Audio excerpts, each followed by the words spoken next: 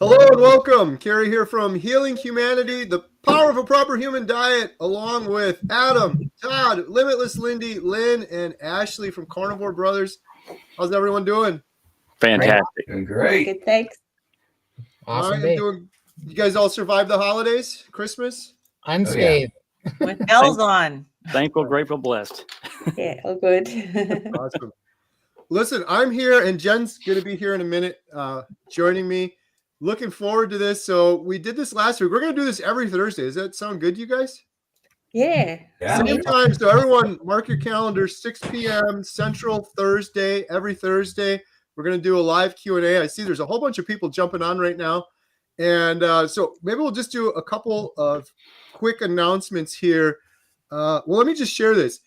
The big thing I wanted to mention is the giveaways. So you guys can win prizes. If you have questions, post them with a QQQ, but you got to use the special hashtag so that you can win. And I think the first prize we're going to give away is a travel size Redmond salt shaker. I have one in my pocket here somewhere because I was just using one for lunch. That's what it looks like here. And it's hashtag salt, SALT. So if you have a question, post it with hashtag salt. Or if you have a comment, or just post hashtag salt. And we're going to do the drawing in increments. So we're going to do several drawings. So maybe 20 minutes from now, half an hour from now, we'll do a drawing, and then we're going to do another one. We've got T-shirts. We've got free memberships to our Healing Humanity membership site, HealingHumanity.life. And if you don't win that, there is a promo code in the description where you can get 50% off. So to win, here's how to play. You have to subscribe to each of the individuals that are on the screen right now. And we made it really easy. You just look in the description. You click on Todd at the Carnivore Cure. You subscribe to his channel, subscribe to Ashley, Lynn, Adam, Lindy. And then you just participate in the live chat. Hashtag salt with a question. And then we're going to do a drawing and we will select you. And then we've got a page that Adam set up where you can go to claim your prize afterwards. The only note I wanted to mention here real quick, if you're not in the lower 48 states and say you win a T-shirt, we're going to give you a membership to the website instead because we had a couple people win in like Australia and it was like $75 just to ship the shirt plus the shirt. So it was getting a little out of control there. So just a little note on that. But the first one is salt. So go crazy in the live chat with hashtag salt. Please post your questions with the QQQ and we'll go from there. I'm going to put some other stuff on the screen, and then we'll start checking the comments here. Did you start the giveaway capture? No, thank you. Sure. That's a good idea. I will do that right now. So we're going to do the first one for salt. I'll have that running here on the side. Sorry, everyone. We just literally got off another Zoom call like a minute ago. And if you can put it in a banner too. Yep, I've got a banner ready to go. Awesome. So if you guys want to just chat amongst yourselves, well, I already have 18 entries, so it's going. It. I've got that going. Good. One other announcement you can see on the banner below real quick before we jump into some of the questions. We are going on a rampage of carnivore inspiring stories meetups, and we got a big one coming up in Arizona. There's just a couple tickets left, and that is on January 4th. It's going to be at a movie theater, and I'm really excited. It's going to be one heck of an event. We've got some incredible speakers coming out there. There's a dinner afterwards. Huge shout out to Ashley Carnivore Brothers for arranging our meetups. We got one in Chicago the week after because we're carnivores and we can do back-to-back meetups weekend after weekend. That's going to be with Dr. Lisa Wiedemann, Dr. Tony Hampton. Dr. Kiltz is going to Arizona and Chicago, and we got some tickets left for that one as well. If you're interested, I have a link in the description or just go to healinghumanity.movie/events. If you are interested, though, you should do something about it now because if you wait, you're probably gonna miss out. That's what happened at some of the previous events. People kind of waited till the last minute.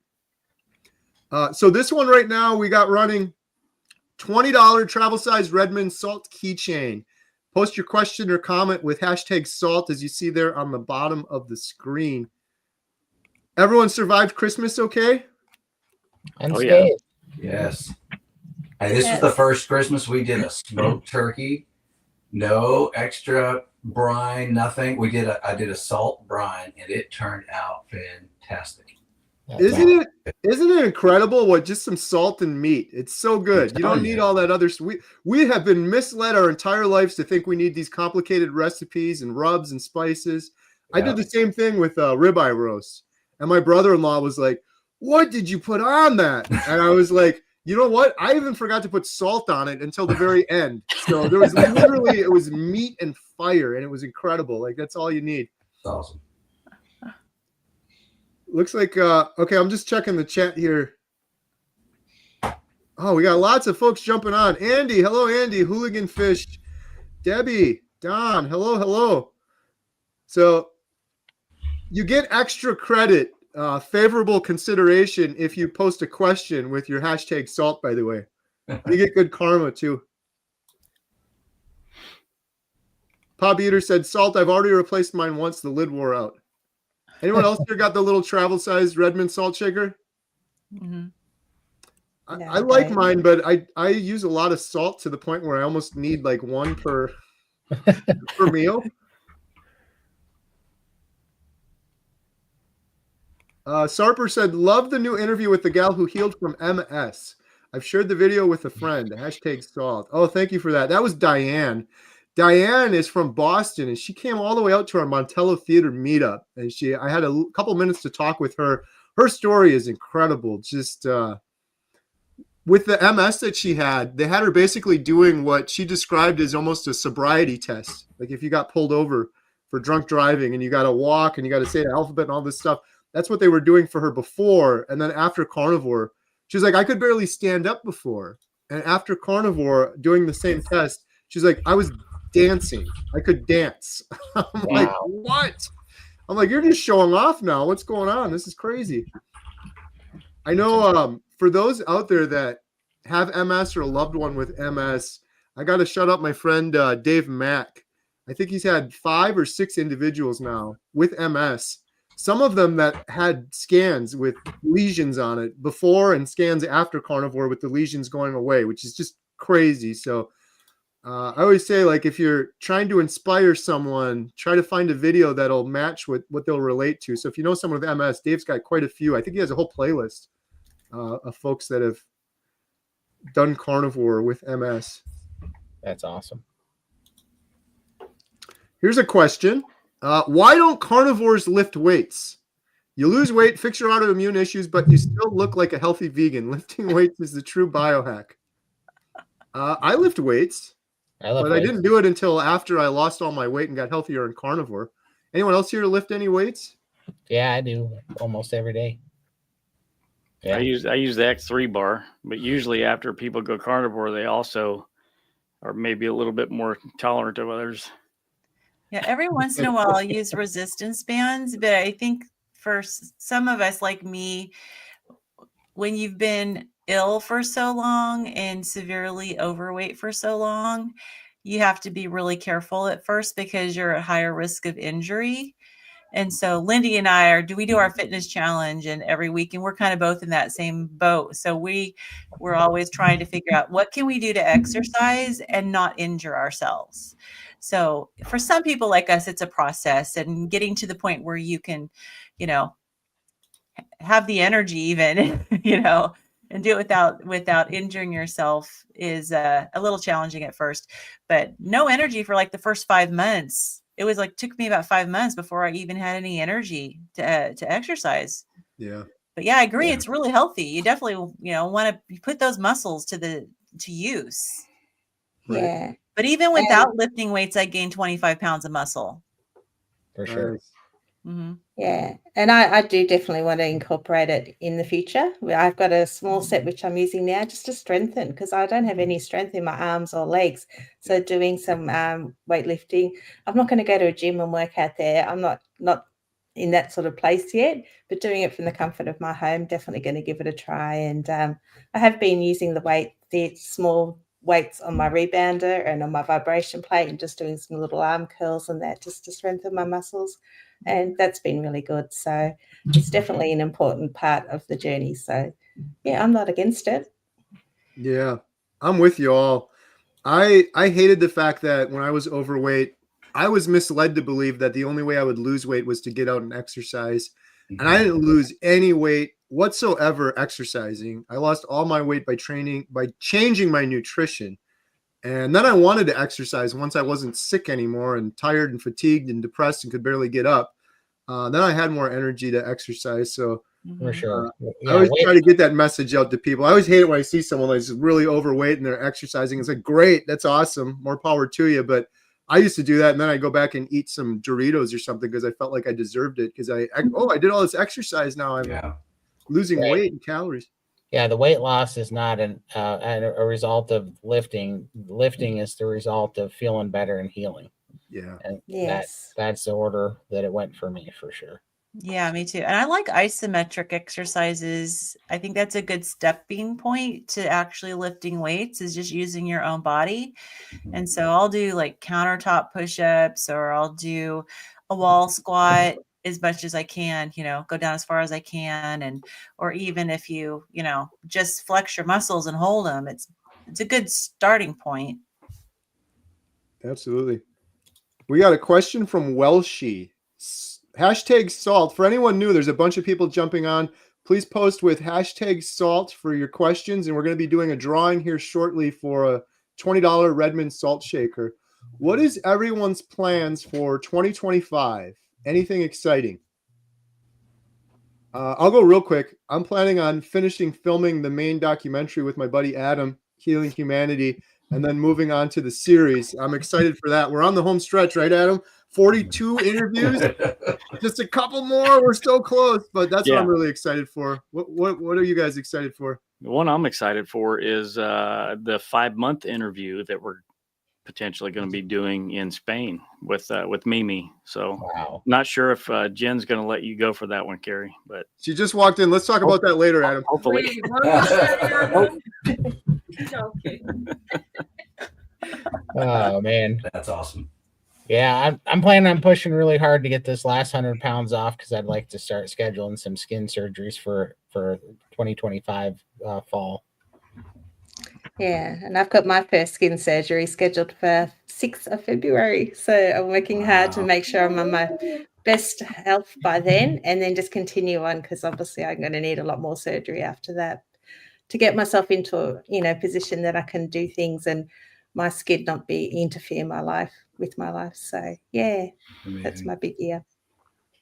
So my year's starting out with a trip to Arizona for our meetup, and we're going to be there for a couple of weeks. We're turning it into a vacation, but one of my goals for 2025 is to really work on my fitness now that I can exercise. So Lindy and I are working on this together, but I really want to work on my fitness. And also one of the biggest things I'm going to be doing is just working with HealingHumanity.life and, enjoying interacting with all of our members. Awesome.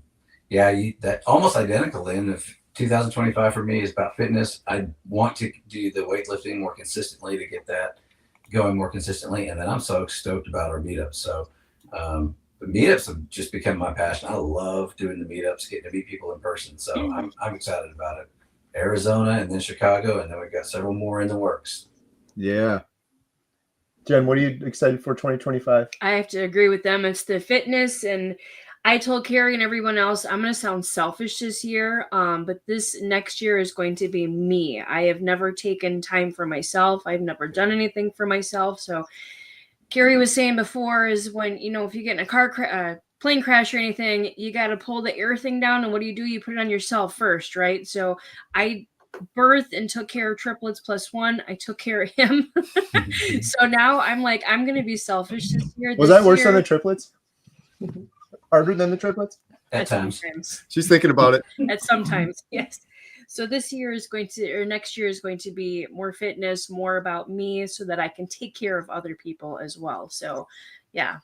I got to just shout out real quick. I don't know if she's on here or not, but Coach Lisa Pickert. Oh, geez. She's been incredible. Coach Lisa is in our membership site, HealingHumanity.life. She put together 2 courses for us. And she just reached out to Jen, and she's like, I want to help Jen. And she's become a really dear, close friend. She is like coach, friend, like sister now. An angel to me. I love her. She contacts me a couple times a week, and it's just somebody to fall back on. I love her so much. And she has an incredible course in the HealingHumanity.life membership site. She's got a Wounded Warriors course and a liver detox course, but she's so passionate about what she does. She's awesome. She's going to be speaking at Arizona too. By the way, she's no pressure. Lisa, if you're watching, Lisa's going to be the first speaker actually. So Oh yeah, no after pressure the there. she's gonna knock it out of the park. She has such an inspiring story. She's so. amazing. Yep. Exciting plans for 2025 for everyone. So there's some new people that have jumped on. If you see there on the bottom of the screen, we're going to be doing a drawing here shortly. Hashtag SALT, post your question. And if you're interested in learning more about our membership site, we got a special going on right now where you can get 50% off HealingHumanity.life. There is a link in the description below with the promo code you can use for that. Real quick, Carrie, before you continue on the membership site. So we don't do a good enough job, I don't think, in promoting the course that you put together, and it's Carnivore Diet Foundations course. So it basically sort of handholds you. You can go through at your own pace and learn how to do the carnivore diet from beginning to end. And you can watch it all in one chunk, or you can watch one lesson a day or a couple a day or whatever. And it really goes in depth on what you need to do in order to succeed. And that's just one of several courses that we have in the membership site that's free. And we're going to continually keep adding these courses. We have a new one that's coming out on addiction soon. And Lynn can talk about that a little bit. But so yeah, it's not only just a community. There's a lot more to it. We have the Zoom calls, the expert calls, and these courses are a big part of it too. So I just wanted to mention that real quick. Yeah, no, I appreciate you mentioning it too, because that is the biggest question I've been getting on my YouTube channel ever since talk about carnivore. There's a lot of people that are just starting fresh and they need more guidance and they need more community, because we're living in a world where we're the odd ones out. So the community is really important. So yeah, those courses are awesome. Day one carnivore for me, hoping to heal my asthma. Humboldt Pammy, congratulations on getting started. Awesome. Yeah, I was surprised, honestly, with the first time I learned that carnivore will reverse asthma. Because I mean, we hear so many stories about other illnesses, and to hear about how it helps you with your respiratory system was kind of a little mind-blowing for me. So it's like, yeah, congratulations on getting started, and expect amazing things. And it absolutely will. I had reactive airway disease since I was 16, and I was on Advair and steroid inhalers and nebulizers since I was 16 years old. And 2 years ago, before I started carnivore, I was on 6 liters of oxygen. I was home dependent on oxygen, 6 liters at all times. And with the 6 liters of oxygen, my oxygen saturation was 88%.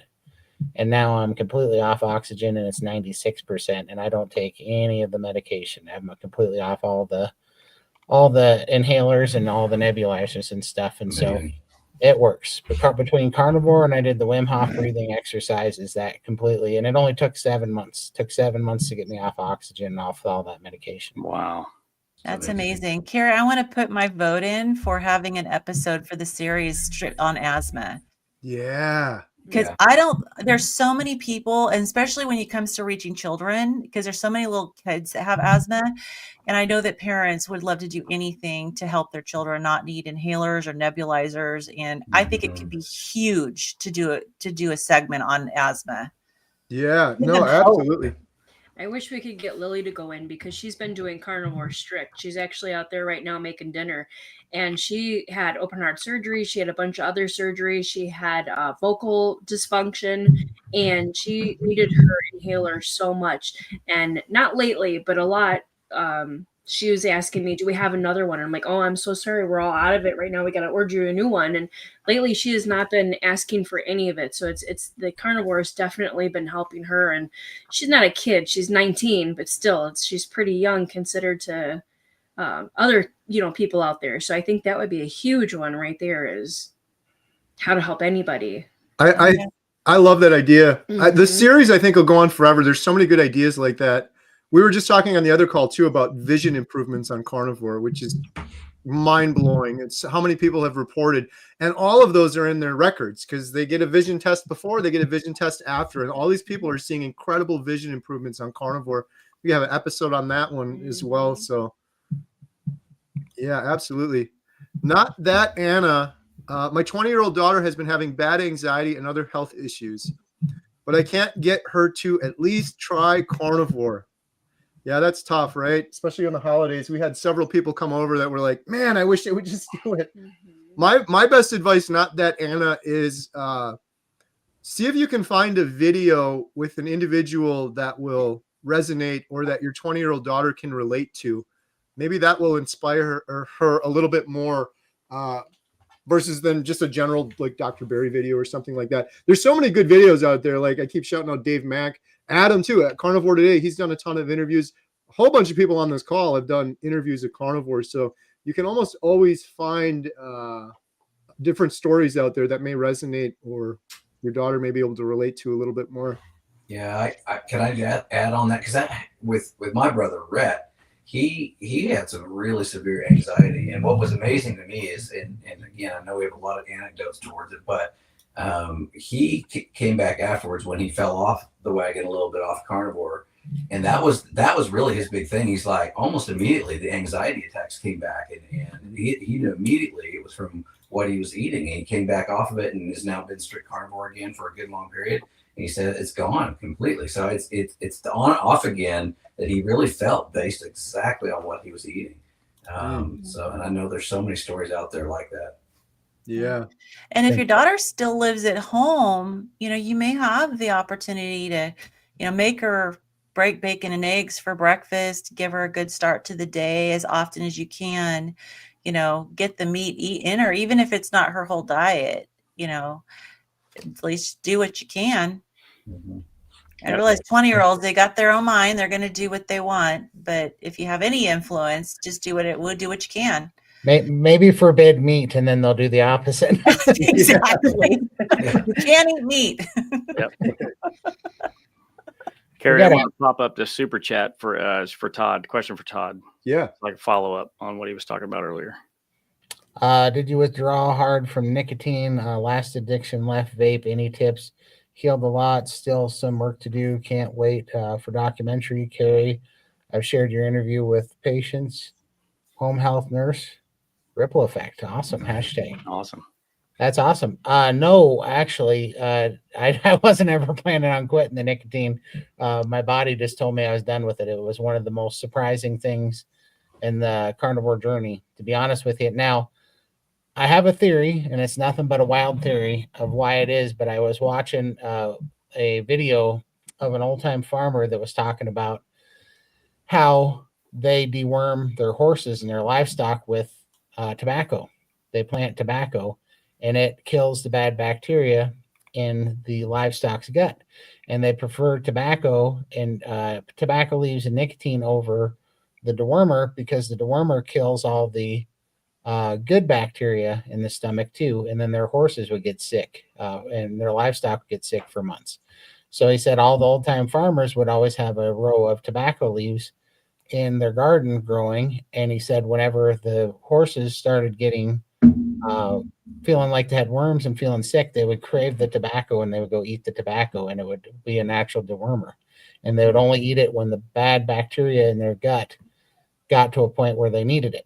So I have a theory that what happened is that carnivore fixed my gut microbiome, and I no longer had bad bacteria. And all of a sudden, after 26 years, my body said, we don't want tobacco anymore, because I was chewing 2 cans of Copenhagen Long Cut for 26 years. And my body told me we were done with it. And I quit cold turkey. And that was October 26th of 2023. And I haven't touched it since. So I don't know. And I haven't craved it, haven't missed it. It hasn't been hard. So I just wonder if there's something about that with the gut bacteria, because something changed my signaling and I do not crave it at all. So there is something to do with nicotine and the gut, because a lot of people, like they quit smoking and then next thing you know, they have ulcerative colitis.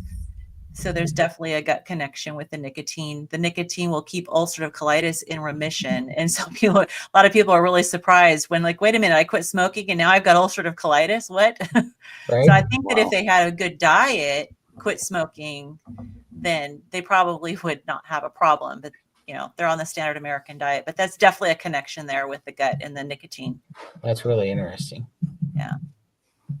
I have heard so many stories, and I often reference Todd as well when I start talking about this, but of people overcoming just weird addictions when doing carnivore, like the chewing tobacco or gambling addictions, coffee, stuff like that. I know. I'm going to pick up Lindy and Max in Vegas. This will be the first time I went to Vegas without planning on going on like a 10-day binger. We'll see if you turn up missing, we'll know what happened. For sure. I would be nervous if I hadn't have been for the Wyoming trip we did, because we stayed at the casino. We stayed at a hotel casino. And I was wondering, I wonder if this is going to be a potential problem, because I haven't been in one of these, and it was not even a remotely like no urges at all. It was crazy. Oh, that's great. The whole gut bacteria thing, I'm not going to talk about it because I won't shut up, but I think that's a big part of the puzzle that we have very little understanding of. But I think humanity's gut as a whole is destroyed from glyphosate, pesticide, sugar, all the garbage we're eating. But everyone that does carnivore, I don't think there's any diet better for your gut than doing carnivore. It seems like everyone heals their guts. And usually around 3 weeks, everyone has this whoa moment. And I think it's because our gut is healing. And then there's more healing that happens later and later, but hopefully it's some more uncharted territory that hopefully we'll start learning more on at some point. But yeah, my bloating went away almost instantly. Yeah. Incredible. Thank you for the super chat, Jeffrey. So wow, there's 304 people on here. We're at almost a half hour. Maybe we'll do a quick drawing for the first Redmond Salt Shaker. But first, a word from our sponsor. No, I just want to show you guys this real quick. I got to shout out Lynn, Adam, Ashley, the whole team, the membership site. It's incredible. Like, so much work has gone into this. So we're going to do a drawing for the Redmond Salt Shaker in just a second. But first, I want to show you guys this. It's just a quick 30 seconds here. Quick interruption. Did you know we have an incredible membership site for you called HealingHumanity.life? We have a special offer going on right now. Learn more at the link in the description. We have courses. We have expert Q&As with the good doctors. We even have a Healing Humanity Heroes Zoom call once a week, highlighting real heroes that will inspire you on a path to healing. The community is wonderful. We're going to be implementing a buddy system so you can be held accountable, recipes, all sorts of great stuff to help you on a path to healing. Learn more at the link in the description below. I don't know if you guys saw that little picture on there, but Lynn has her before and after on the community tab, and that picture is so inspirational. What a journey Lynn's been on. Puts a smile on my face every time I see that. Yeah. All right, we have 62 entries for the Redmond Salt Shaker. So we're going to do a drawing here right now, and then we're going to do another giveaway. Let me share my screen here. We need that drum roll sound effect. Yeah, someone give me the drum roll. All right, you guys ready? Here we go. I'm going to hit it. It's going to be Homestead How. Right? This is for a $20 Redmond Salt Shaker. Poppy! What were you just saying? This was completely random, by the way.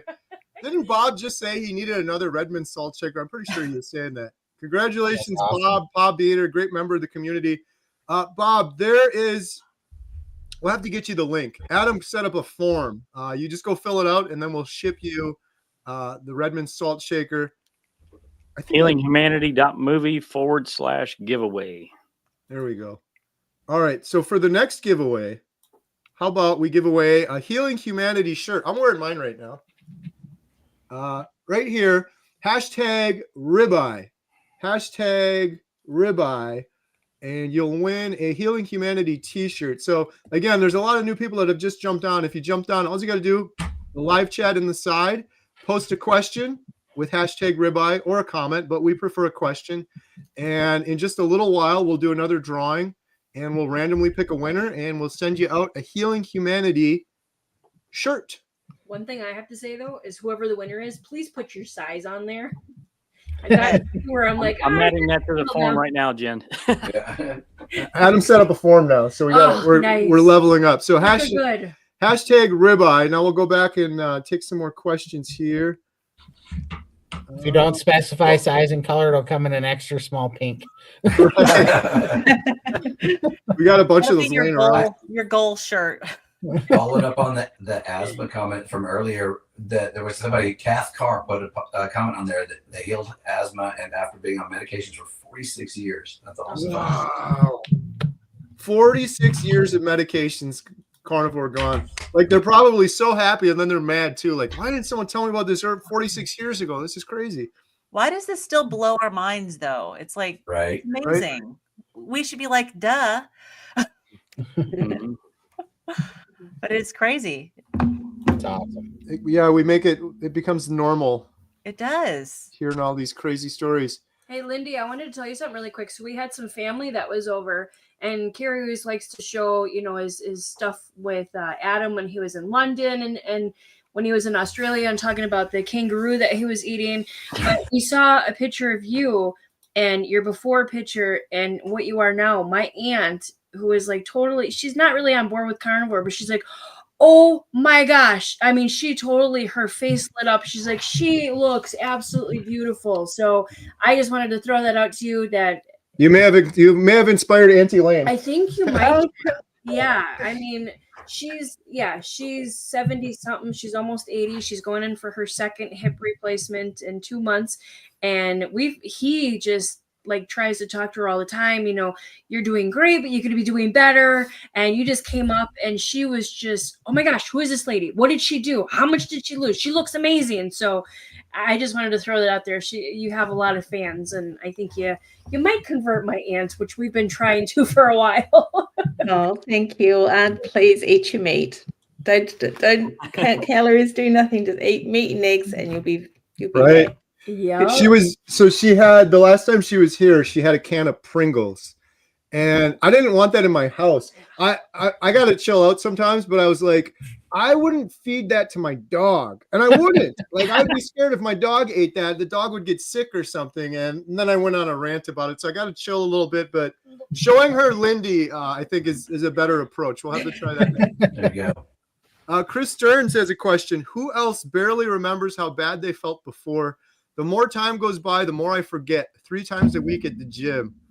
I'm with you kind of, Chris. Unfortunately, I hate that about humans too. We just normalize things and take things for granted. But that's why it's good to write stuff down. But yeah, it is. It's easy to sort of take for granted how good we feel now and how bad we felt before.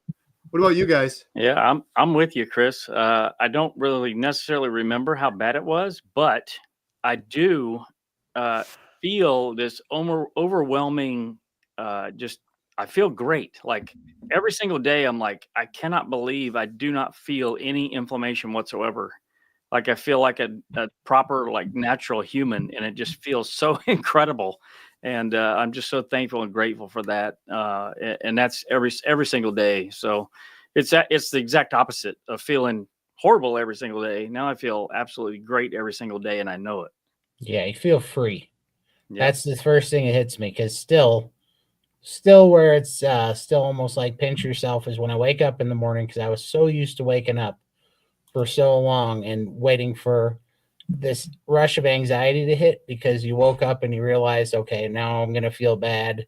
It's going to, I'm going to be in pain. This morning's going to suck. And literally I still wake up that way, and that hits me. And then it immediately comes afterwards. I'm like, oh no, I don't have any of that anymore. And that still hits me every morning. I wake up and there's still that whatever in my head from all those years of it going, oh, dang it, I'm awake. This is going to suck. And I'm like, no, it's not. I feel great. I remember, and I'm like, man, this is crazy. We are free. Like, you really, I don't know. There's some old residual stuff there, but it's a grateful blessing to wake up and just be free every day of pain, not being able to breathe, move. I mean, it's just incredible. Yeah, I try not to think about it, but when I come down the hallway and I see the couch where I used to just plonk for the day and I'd pass out, That kind of reminds me how I was, and I don't go near the couch anymore. I'm off doing other things. So that's sort of a constant reminder. But I do hear from people, oh, I've cured my migraines. I'm no longer getting this. I'm like, oh, yeah, I used to have migraines every other week and I'd forgotten. Like, I'm just so used to feeling great now. And I'm kind of forgetting all these things. So do write down all your victories and all your wins. They don't have to be scaled, non-scale victories. Write them down, because in time you will forget that you used to have all of that and it's all gone now. And that's amazing. Yeah, I'm totally like that as well, as far as like I'll forget all this laundry list of things that I had. And like just yesterday I was sharing a little bit, and then it's like, oh yeah, that's right, I forgot. I don't have sleep apnea anymore. I totally forgot that I even had CPAP machines since 2008.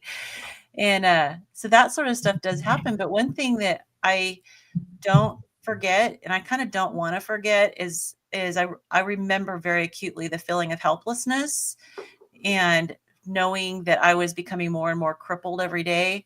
And I'd never want to forget that, because that's what makes me feel grateful every day. So I just pray that that will never leave my memory.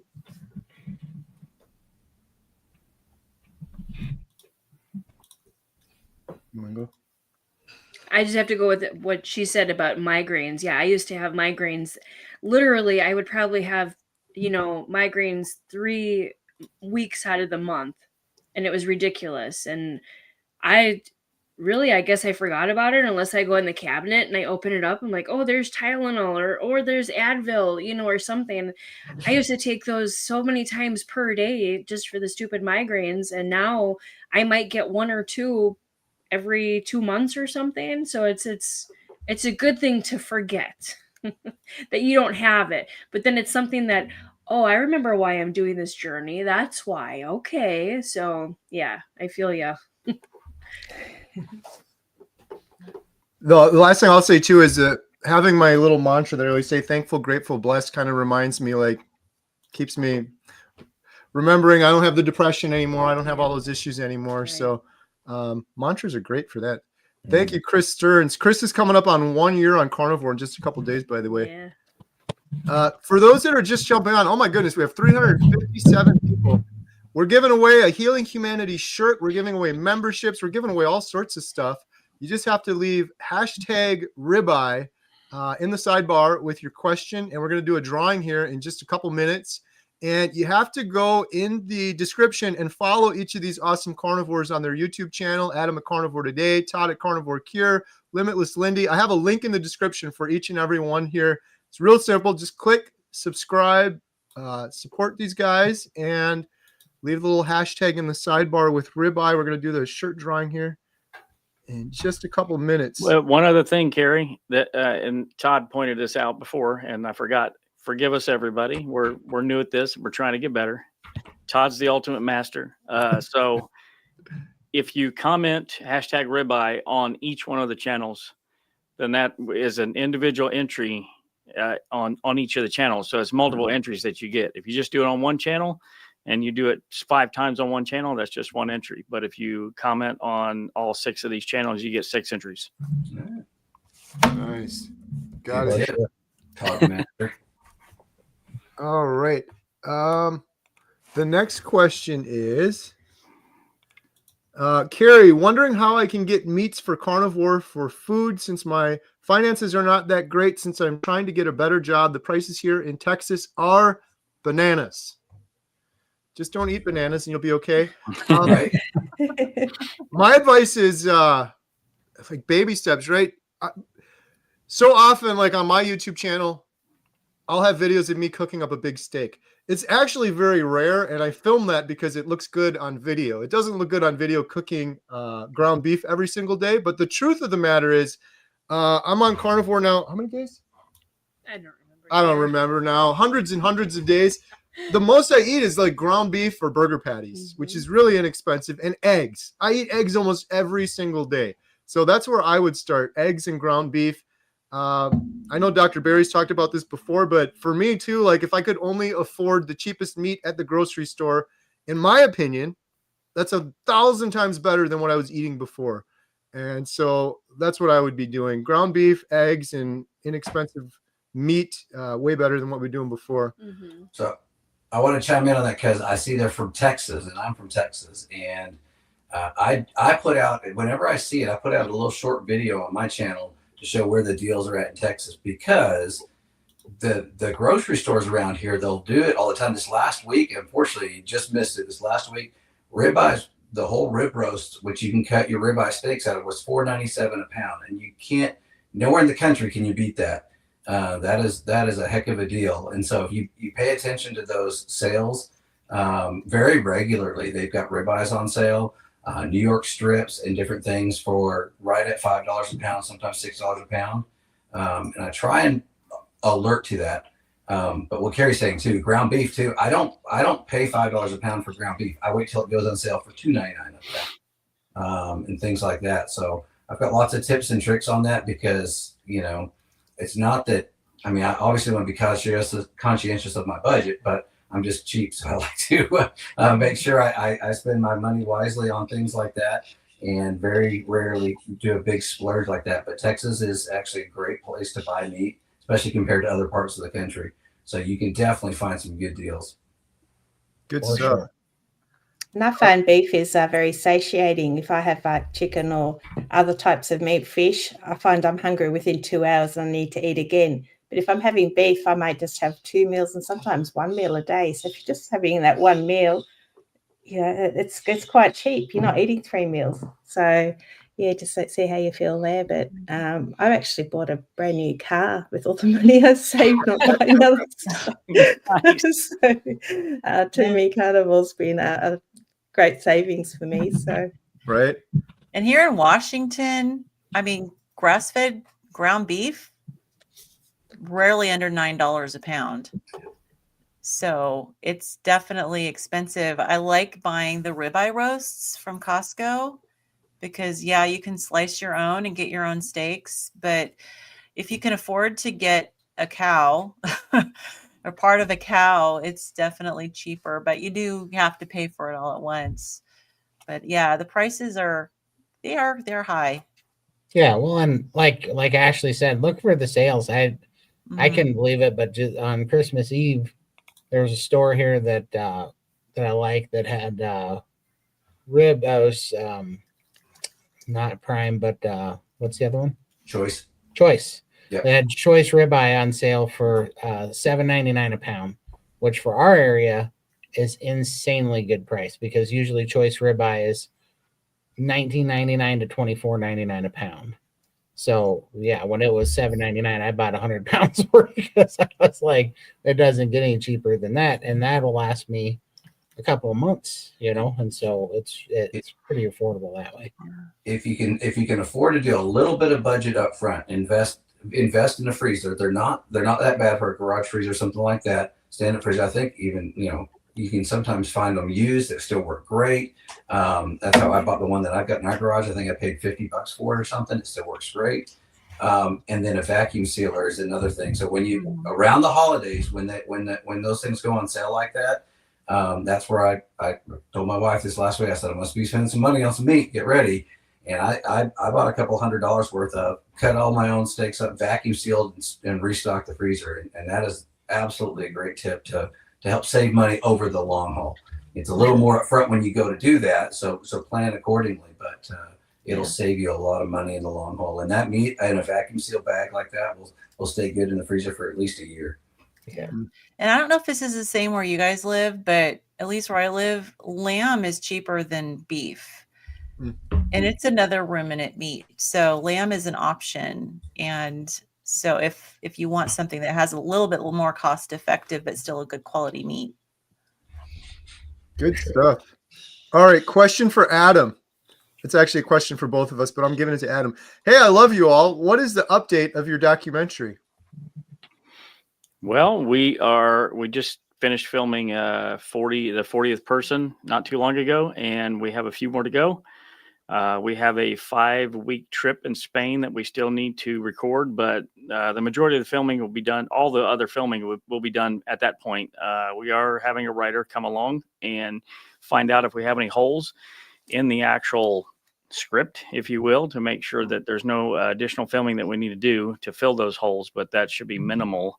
And then it's about a 10-month process to do the edit. So we're looking for the end of 2025, somewhere in there, to be finished with the movie. All right. That's awesome. Question for Lynn.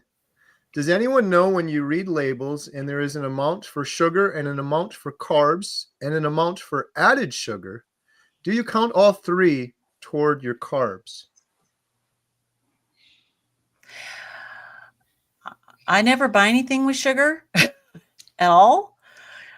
So it's kind of an interesting question. So let's see, amount for sugar, amount for carbs, and amount for added sugar, and they all three count towards your carbs. I mean, I would say the total carbs would probably be the one that you're looking at. Like, I honestly don't, if there's a carb in it, I don't buy it, because I don't do any sugar at all. But I mean, I would look at the total sugar. I don't know about the rest of you guys. If you buy anything with carbs, I just don't. Yeah, I think the total carbs actually includes all of the sugars that are in there too. It's all in the total carb number that is inclusive of everything that would contribute to being a carb. Yeah. All right. I'm going to try to divvy some of these questions out to the panel here, just because we got a lot of questions. 368 people on here. So hashtag ribeye for a chance to win a Healing Humanity shirt. We're going to do that drawing in a minute. Maybe for Todd next. I'm new to carnivore. I've been having eggs and bacon together every day. One of them is leaving me with a terrible headache right after. Which one do you think it is? It's like a little riddle, Todd. It is a riddle. Well, it could be either, because I don't know how clean your bacon is. And so that makes a big difference, because bacon can be dirty, but also the egg whites can be rough. So I would start by checking your bacon real close. And if your bacon's not real clean, then it's still probably going to have the preservatives in bacon. Nitrates. Mm-hmm. It's still going to have some nitrates in it. And so unless you have a sensitivity to that, but the easiest one would be to take the egg whites out and see if the yolks alone cure that, because I take a lot of eggs a day, generally about 36 to 54 egg yolks a day for testosterone. And the egg whites were putting me through not a pleasant time. So the egg whites were definitely causing some issues with me. So I'd try that and just make sure that your bacon's clean, and I bet that would clear up for you. I just also, it depends on how new you are to carnivore. It says you're new to carnivore. So, headaches are not unusual in the first 30 days for that transition and the stuff that your body's going through, because there is some withdrawals, especially from some of the things that you've cut out if you're doing a really good job cutting out sugars and things like that. So that may not be unusual. So definitely try what Todd suggested, but I'd be surprised if the headaches lingered much past that. Yeah, very good point. And if it's all clean, like he said, like Todd said, if it doesn't have the nitrates, if it's all clean, it could be a histamine issue, because bacon is high histamine along with egg whites being high histamine. So it could be a histamine issue. So if it's clean, it could be both. It could be the egg whites and the bacon, because they're both high histamine. Whitney said the detox course is great. She's talking about her Healing Humanity course. I have to rewatch it and write down the ingredients again. Oh, thank you, Whitney. Also check, there's a PDF. So make sure you don't miss the PDF that Lisa included. It actually has the information about the detox in the PDF with the course. All right. Maybe for Lindy, I'm going to go one by one here. Hooligan Fish. So did I hear that right? Healing Humanity group streams every Thursday, followed by SBG on Friday. That's awesome. I love these group live streams. We definitely need more. Amen. Yes, you're hearing right. I think this is our new permanent time slot, I believe. Yep. And then, SBG does your Friday, which is Thursday, Saturday for us here in Australia. So, look forward to seeing you there. Lynn, question for Lynn. Everything got better for me health-wise on carnivore, but I do get itchy skin occasionally. Any idea why this can happen? Histamine. That's an easy one. So if you're getting any reaction on the carnivore diet, my first thing is to see what happens if you go low histamine carnivore. because the itchiness is a really good indication that it's a histamine issue, because that's a super, super common histamine reaction. So, check out my histamine video on my channel about low histamine carnivore, because it's a lot of histamine in smoked and aged meats, smoked aged cheeses, egg whites, bacon. There's a whole laundry list. Even if you're really sensitive, cultured butter versus sweet cream butter, some seasonings. Pepper is high histamine. So that would be my first response. Is it's probably histamine. And check for bed bugs. No, I'm just kidding. Yeah, make sure you're getting enough fluid and it's not just dry skin. But All right, next up, maybe for Ashley. Well, we'll see. Question: I'm a female, ketovore carnivore for 9 months for health reasons. Has helped several issues. Lost 35 pounds, which I needed to, but it wasn't my why. How can I get in more protein? You're picking on me because of my name. Was that what you did that? No, I'm just going in order, but like, I don't know. I love it. Yeah, no, so I'm maybe not the right person to answer this because I have zero problem getting enough protein. That one of my weird things is I can't seem to stop eating protein here lately, but that's probably my body just craving more of it. But I would say one of the ways that I have heard is eat more fats, believe it or not, and that it's more satiating and that is almost more important than even the protein that you're doing. It's eating more fats and add more fat to your meals if you can. Yeah, I'm someone who undereats because I have a lat-bone restriction, so it's difficult for me to get enough protein in. So what I have to do is I can't sit down and eat, 3 meals a day. I have to eat 6 meals or even 8 meals, break it up into smaller pieces, and just have a couple of bites every hour. And that's the only way I can get the food into me, the protein and obviously fats as well. I would say, maybe track your macros for a little bit and make sure you actually do need more protein, because unless you've actually tracked them and you're really not getting very much protein, you may, like Ashley said, it may be fat that you need more of, and you may be fine with your protein, because a lot of people need maybe 75%, 60 to 75% of their calories should be fat. So maybe just double check it, make sure that's what you really need. All right. Question for Jen. Oh boy.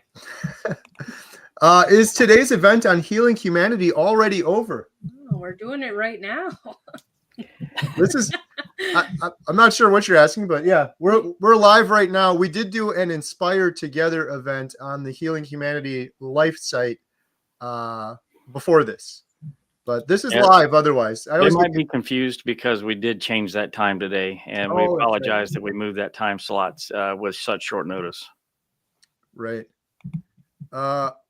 Question for Adam, or whoever wants it. I'm going to just keep calling on people so we can get through a bunch of questions. I'm trying OMAD, more fasting to break a cycle. That sounds like a good plan. Maybe report back on that and let us know how it goes. Yeah. Chris Stearns. Chris, thank you for the super chat. $5 super chat.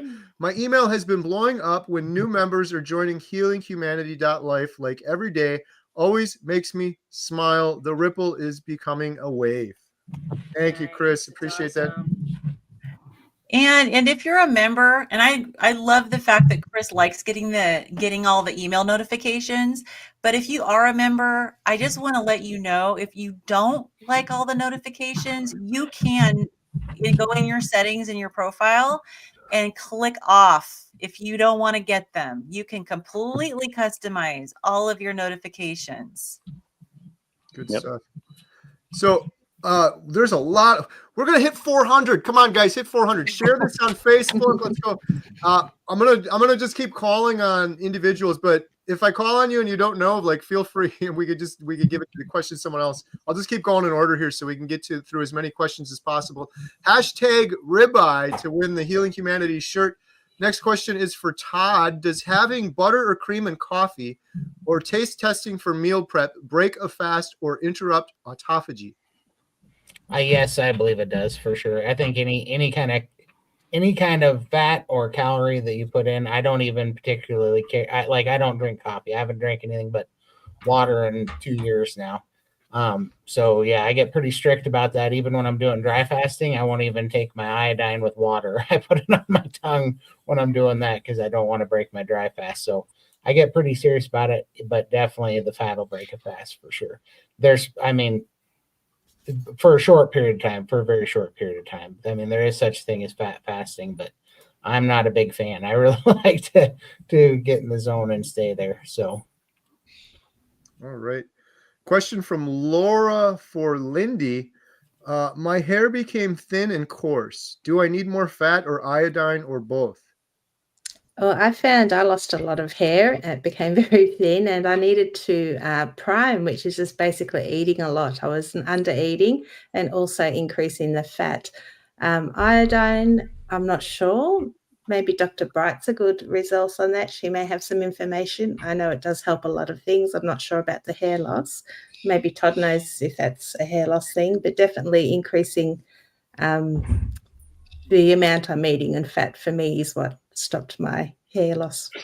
It would be a thyroid thing. So I would say if you're concerned, it might be potentially a thyroid. Make sure you get a thyroid panel and just double check.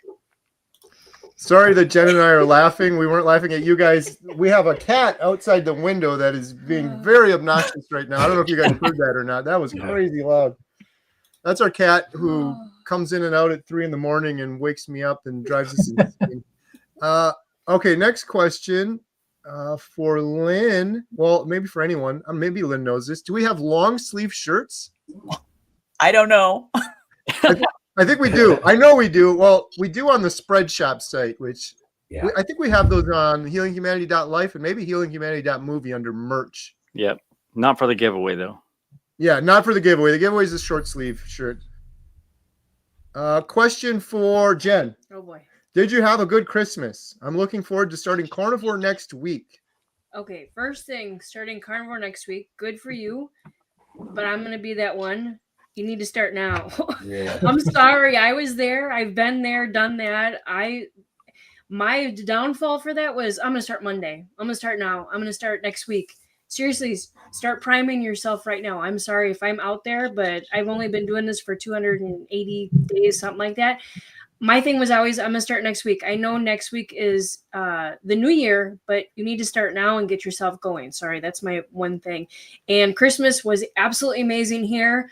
We talked about it in our previous live stream that this year we asked people to bring sides because we are all carnivore in our household. We have a 6-family carnivore household. And it was kind of silly this year that we had to ask people to bring what they wanted to eat because we refused to have that in our house. But she told people there's only going to be meat and water and there's nothing else. So if you want to bring something, you can bring it. I didn't really even like them bringing that stuff into my house, but we were nice. We let them bring it. It be nice. Yeah. But Christmas is great. I hope your Christmas is great. Really excited for you to start carnivore, but that is just my 2 cents is don't start next week. Start now. Yeah, the whole start next week thing. When I used to do that, that would mean I'm going to binge for a week, and then whatever I would start would take like 3 more months to just work off because I would just go absolutely crazy for a week. But glad to hear you're going to be getting started, regardless. Yeah. Danny, a question for Adam. Who has been your favorite I know interview? you're skipping yourself, Carrie. Who has been your favorite interview so far for the documentary? Wow. It's really hard to choose because all of them are so incredible in their own way. Right. Who's your favorite kid, Adam? Who's your favorite child? Yeah, right. Exactly. I don't know. I'd say Carrie because I actually got to do the interview. So that's my favorite one because that's the only one. There you go. Yeah. For me, it's really hard to answer because it sounds like a political answer, but they are also unique and different in many ways because we're interviewing different people. Definitely have to be Jeff and Bill at the top for sure. Yeah. Yeah, I guess hard to argue with that one, but yeah, they're all good.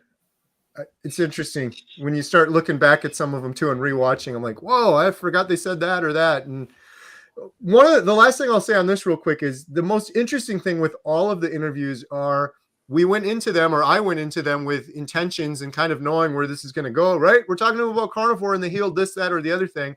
But no joke, every single interview we've done has been some sort of epiphany or realization or learning that we never would have anticipated going into the interview. And that's been my favorite part of this. And it's happened on every single one, including we just got back from the UK. Was that the last one? Or were we? Yeah, we just got back from the UK. We filmed 3 people there. And every one of those 3 people, they were talking about things I never even expected. And we learned things that we never would have anticipated. So, all right. Ashley, I think I skipped you. Well, I'm trying to divvy them out. How long does the carnivore flu last when you start carnivore? Yeah, good question. And I will have to jump after I answer this question. I've got another appointment, unfortunately, but so you'll have to do the drawing after that too. But it's a good question. With the carnivore flu, I really didn't experience a carnivore flu myself. I have heard that for most people, it can be anywhere from a week to 2 or 3 weeks. But it really depends on how you're transitioning into carnivore. If you've been on a really bad standard American diet for a long time and you transition immediately to just full blown carnivore, it may hit you pretty hard.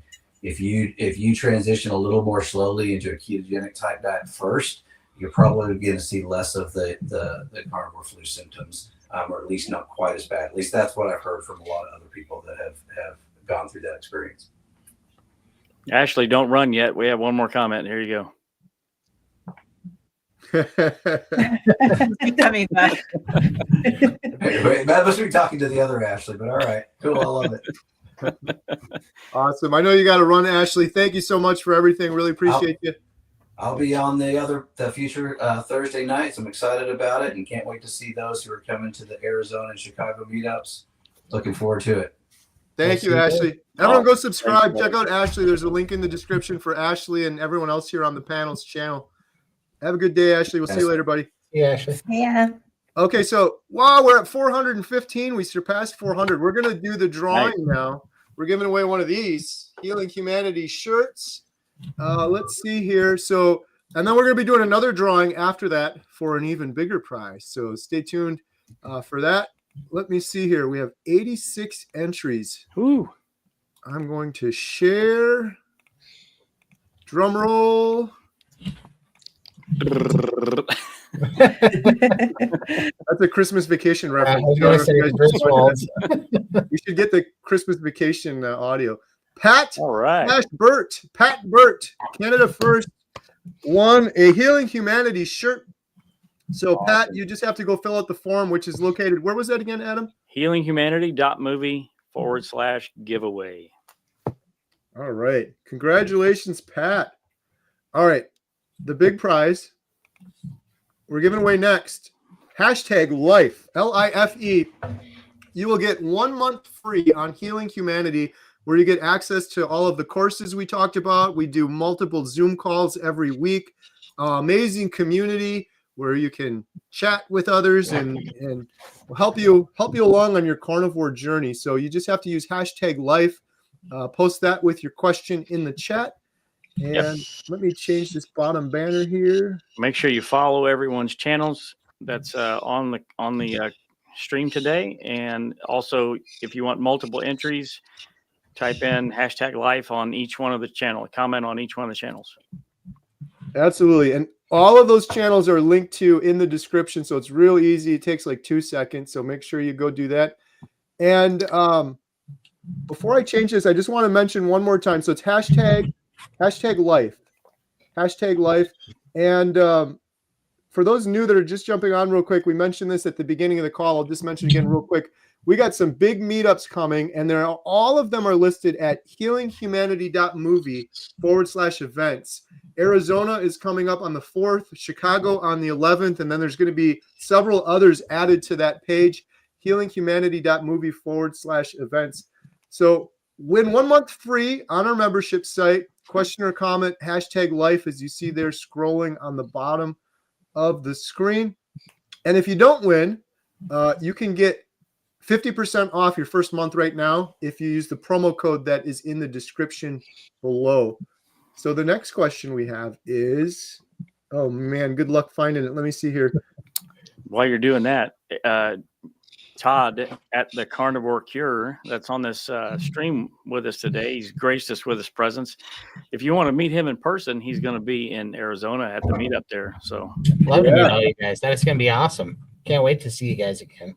Yeah, we met up in Austin, and Lynn's going to be there too, who we also met up in Austin. yes, And Can't wait. Coach Lisa and Renee, another member. It's the lineup of speakers is going to be so good. I can't wait. Lynn, are you nervous to share your story at all, or you're good? I'm good. Nice. Carnivores don't get nervous. that's Love right. it. You're going to knock it out of the park. All right. The next question we got. I know the audience is amazing already. Yeah. Someone gave me that advice. I don't know if I said that before, but someone gave me that advice before Adam and I spoke at another event. They're like, this is a carnivore crowd. Like, you could go up there and just completely be horrible and they're going to love you. So don't worry about it. It's not like you're a stand-up comedian going into like a tough crowd, that kind of thing. Question. Well, maybe I'll go back in order here because I'm losing track. Adam, how many of the experts here eat dairy? Maybe we'll just do a quick turbo round. If so, what kind and how much? I eat butter. I don't eat milk. Milk is for babies, but I'm not judging anyone. No, I'm just joking. I just do butter. I don't do well with milk, so I never have. What about you guys? I don't do dairy. It gives me acne, and acne on my face, and it took me forever to figure out exactly why, because dairy is a carnivore food. So I can't do it. If I do eat it, it gives me acne for like 3 months. It takes 3 months to clear up. And I know somebody else asked a question about that acne on your back. So that's a potential cause is dairy. So check that out.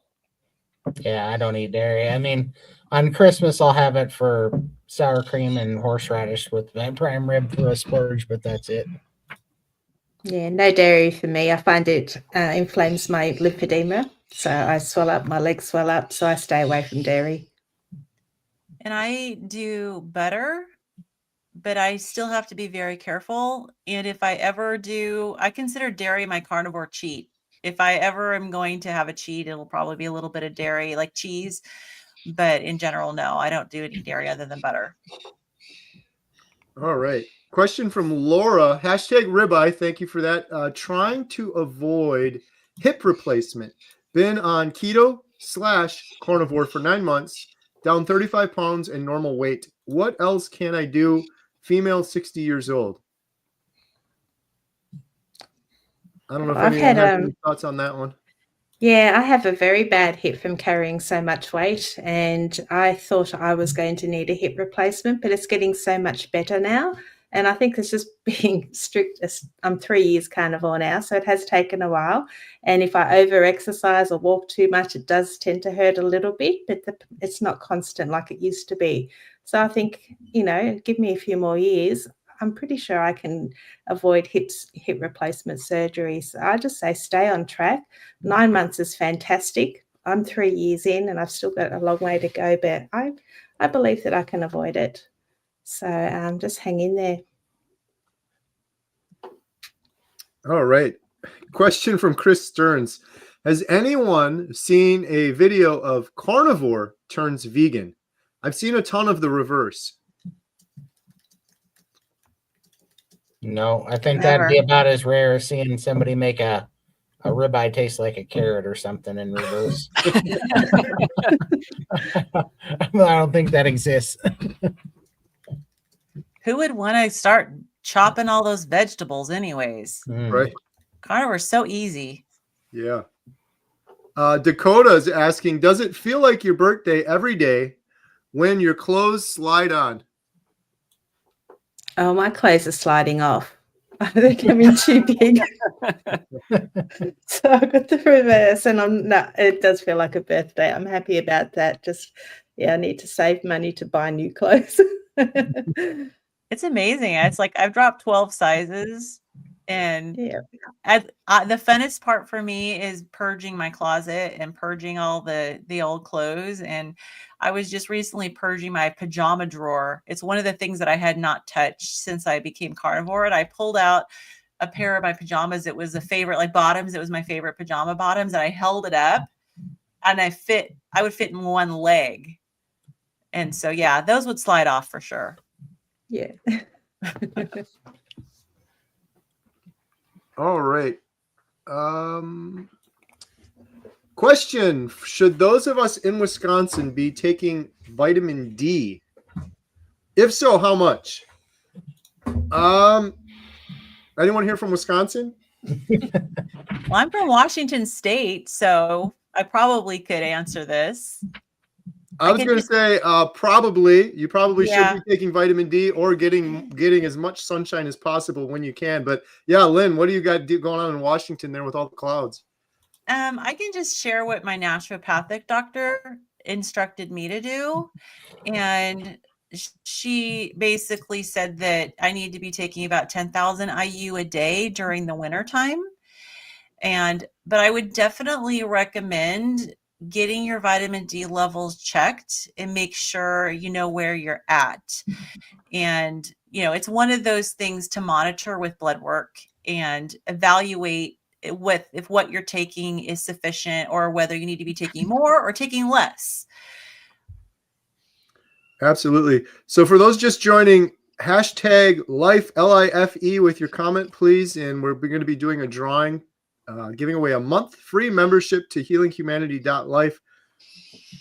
Jen is back. Question for Jen. Oh boy. Do you have any advice for carnivore beginners? Should I cut out breakfast? You have to talk a little bit louder because you're kind of far away. Well, congratulations for starting. That's a big step right there. I personally eat one meal a day. But I've been doing this for 277 days. I would personally cut out, how would I say it? Like, you're starting carnivore, so obviously to not eat sugar stuff. So you want to get rid of your cereals and all that stuff, your bread.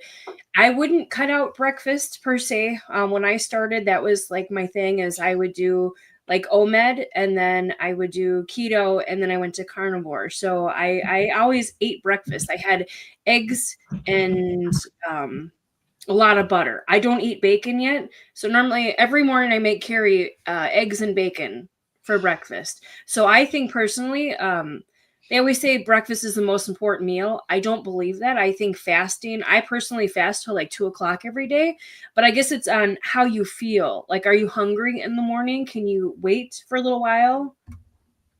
I personally wouldn't cut out breakfast. One of the things that's worked well for her is taking baby steps into doing carnivore. So, but a lot of us, like myself, just jumped right in, pulled the Band-Aid off and did it. But she tried doing that and then you failed. So your advice for people has been take baby steps and maybe do a little bit of keto. And then if you're going from standard American diet, maybe do keto for a while and then do carnivore.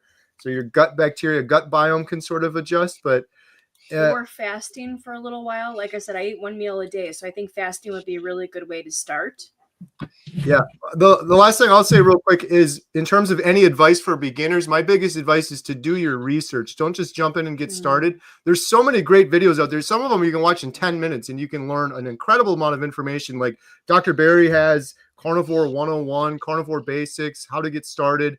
If you're in our membership site, we have the Carnivore Foundations video that you can go through, the course that you can go through, but make sure you understand what you're doing before getting started would be my advice. My biggest advice, if I could say one more thing, is eat a lot of fat. Like me, I hate eating steaks. I'm not into steaks, but I eat a lot of burgers, and burgers don't have too much fat in it. So I integrate it, and I eat a lot of butter. Like if I don't get headaches really anymore, but if I'm feeling faint or I'm feeling kind of funny, I'll go in the fridge, or Carrie will say to me, go eat some fat. I'll go in the fridge and I'll just take a bite of butter. So that is my biggest thing, is if you feel like faint, if you don't feel well, I would go in the fridge and get some butter and start out with electrolytes as well. I don't have electrolytes anymore, but I think that was a big thing for me, was for when I was kind of introducing myself, was just drinking a lot more electrolytes. All right. Question from Stephanie. Waiting for energy to burst. Laugh out loud. What could be wrong? 7 months, 43 pounds lost, but still fatigued. Anyone want to take a shot at that one? Could be not enough fat. Yeah. That's what I was thinking. Yeah, Stephanie, maybe make sure you're getting enough fat. That would be the first thing I'd take a look at. And there may be more healing to do as well, potentially. Yeah, fat adaptation, and then lymphedema mobilizing stored body fat can be difficult too if you have a lymphatic drainage problem. So. And are you sleeping well at night? Sleep's a big part of it. I know I don't tend to sleep as many hours, but I have a really good sleep. So if you high cortisol levels, have some butter. So there's the fat again, and hopefully you bounce out of bed and wake up refreshed in the morning. Yeah. Good And stuff. it could depend on what you're eating too, because, are you eating dairy, or, some of the things you might be eating even carnivore foods could still be a little inflammatory. And so maybe really look and see if you need to go a little stricter. Carnivore Doty, dude. Hi, I'm 16 and for some reason my memory stops working. The carnivore diet would help? ? Absolutely. Mm-hmm. Yep. Yeah, you're probably going through some brain fog, which is kind of common. And it's probably worse than you realize. And that's something that resolves quickly, oftentimes for a lot of people, usually within a couple of weeks. So probably experiencing some standard American diet sort of brain fog. Yeah. Question for Jen. Oh, How are all the girls doing on the carnivore diet? Jen. Carrie. I'm looking and seeing that's a question for Carrie.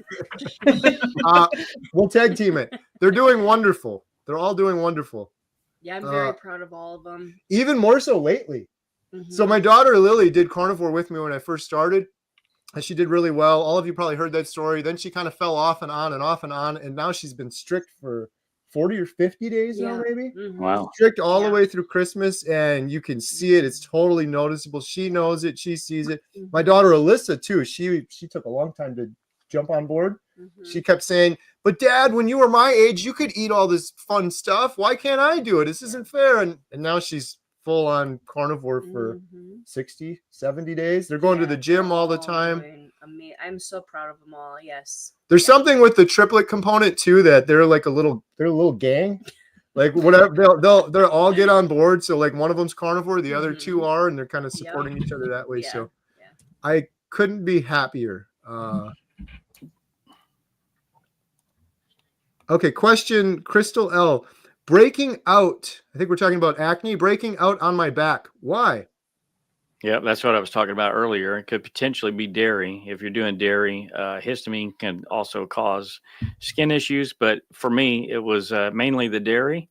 And if I just have it once, even just a little bit, I end up breaking out on my back and chest and face and everything else. And it takes a long time to get rid of. So you need to probably try to abstain from that for at least 3 months. And I'm not the only one that's like that. I've encountered dozens of others that have the same issue, that it takes roughly about 3 months for that to clear out of their system. All right. Next question. What might be up if my blood work just came back with below low normal alkaline phosphatase mean? Thank you for all your sharing and helping us be healthier. I am not sure on that one. I don't know if I anyone can take knows. that one. Okay. Because that's a liver enzyme. So alkaline phosphatase, if it's low, you could potentially not be getting enough nutrients. So maybe not eating enough, maybe need to eat up your protein. It could also be low if there are some issues with your thyroid. So I would definitely say get your thyroid levels checked and maybe get your nutrients checked, zinc, magnesium, potassium, all of that, and just see if there's any sort of nutrient deficiency or B12, So if you have a naturopathic doctor or an integrative medicine doctor that works with you on the nutritional labs, say maybe connect and see if you can get some of those done. Thank you, Lynn. Bob Beater. Bob's been a member for 16 months. Have we been here for 16 months? That's crazy. Thank you, Bob. Bob is awesome. After 495 days, I can't believe it's been that long. We just had Bob on a members live stream earlier, and he was telling us about his smart scale he has. And well, Lynn, you were on that one too. It's incredible. We were talking about when you have weight loss, you have to consider the fact that you have also gained muscle and bone density. And so therefore you've actually probably lost more fat than you realize. But when you look at the scale, you're not calculating that if you're not using a smart scale. And Bob uses a smart scale and he keeps meticulous records. So it was really, really interesting. Like I guess the lesson of all of this for anyone new out there is get one of those smart scales, because if you just rely on a regular weight scale, it will deceive you and it'll show you a big fat 0 and you're going to get frustrated.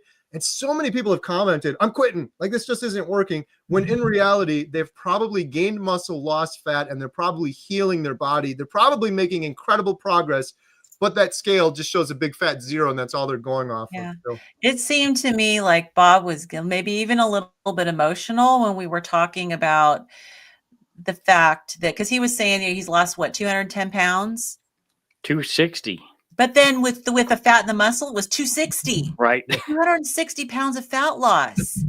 And yeah, he seemed a little bit emotional over that. I don't know, Bob, if you were, but it sure seemed like it to me. Yeah. Amazing. Another amazing, inspiring story. So many stories out there like that. It's crazy. Losing that much weight. It's one of those things we were saying before where you almost become numb to it. Like, oh yeah, 260 pounds. Okay.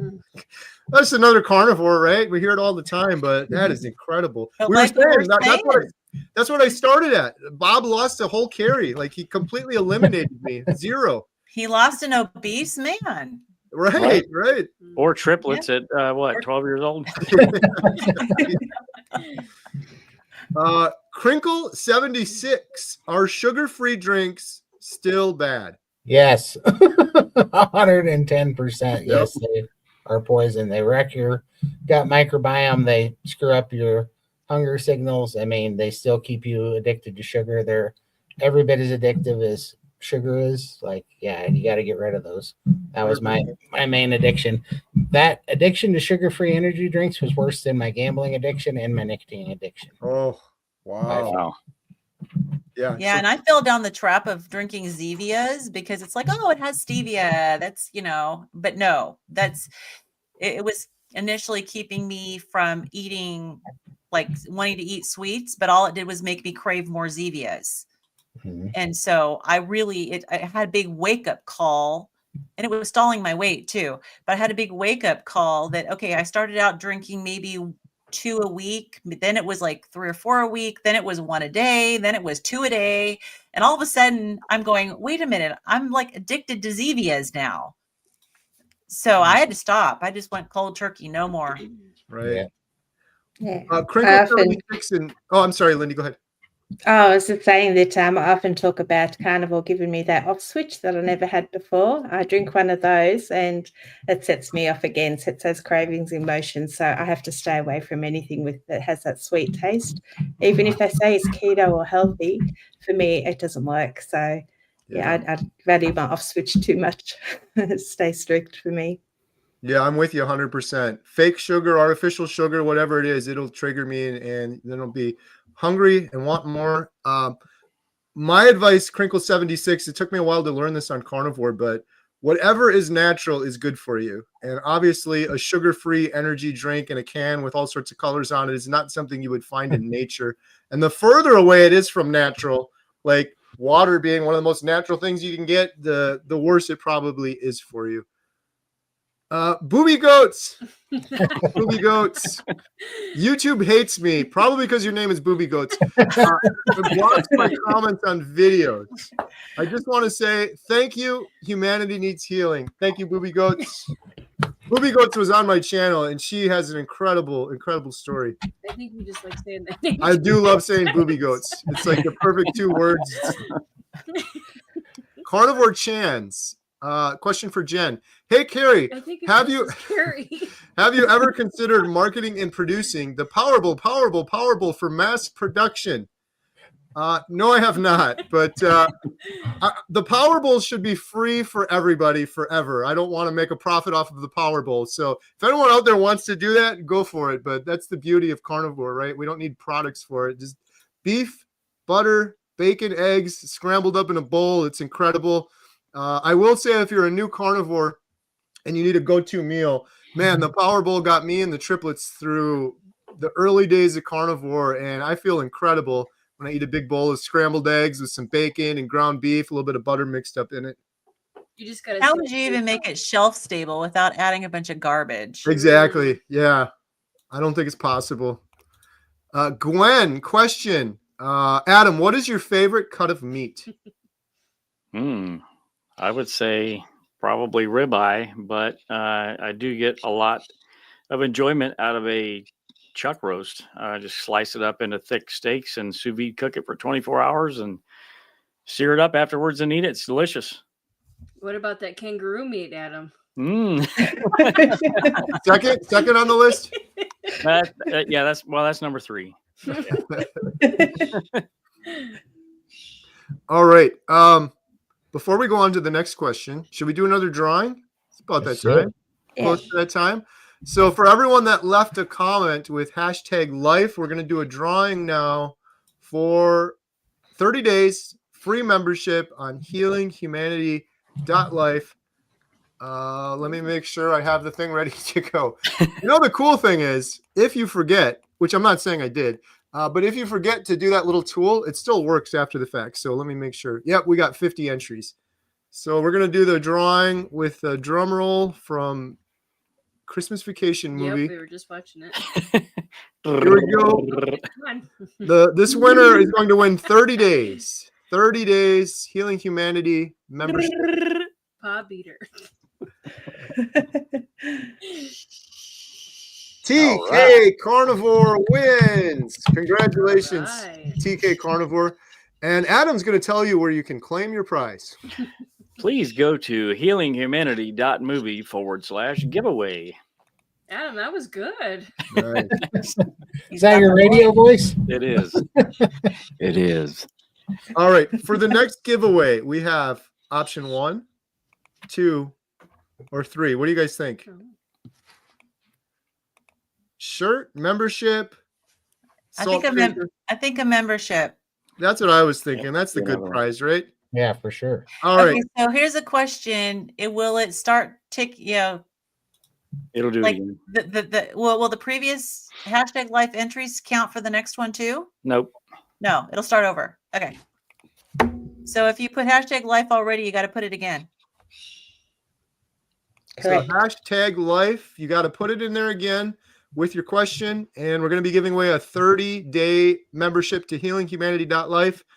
And again, if you don't win, there is a limited time promo code where you can get 50% off your first month in the description below. HealingHumanity.life is the website. We're on there with multiple Zoom calls every single week, including our Breaking Addictions call, which is turning into one of my favorite calls, by the way. And huge shout out to Lynn, Midlife Carnivore, who is just killing it with these calls. And you did several holiday calls. I was able to make one of them. I missed the one yesterday, but that was a lot of fun. It was really great talking to people. Yeah, it is. I feel like yesterday's was amazing. You would have absolutely loved it because it was so much more personal. The one on Christmas Eve was fun. We played games and just really had a nice time socializing. And then the one yesterday went almost 3 hours. It was supposed to be 2 hours, but it was so much personal sharing. It was amazing. Wow. Yeah. Question for Adam. Need to add salt to the sign up form.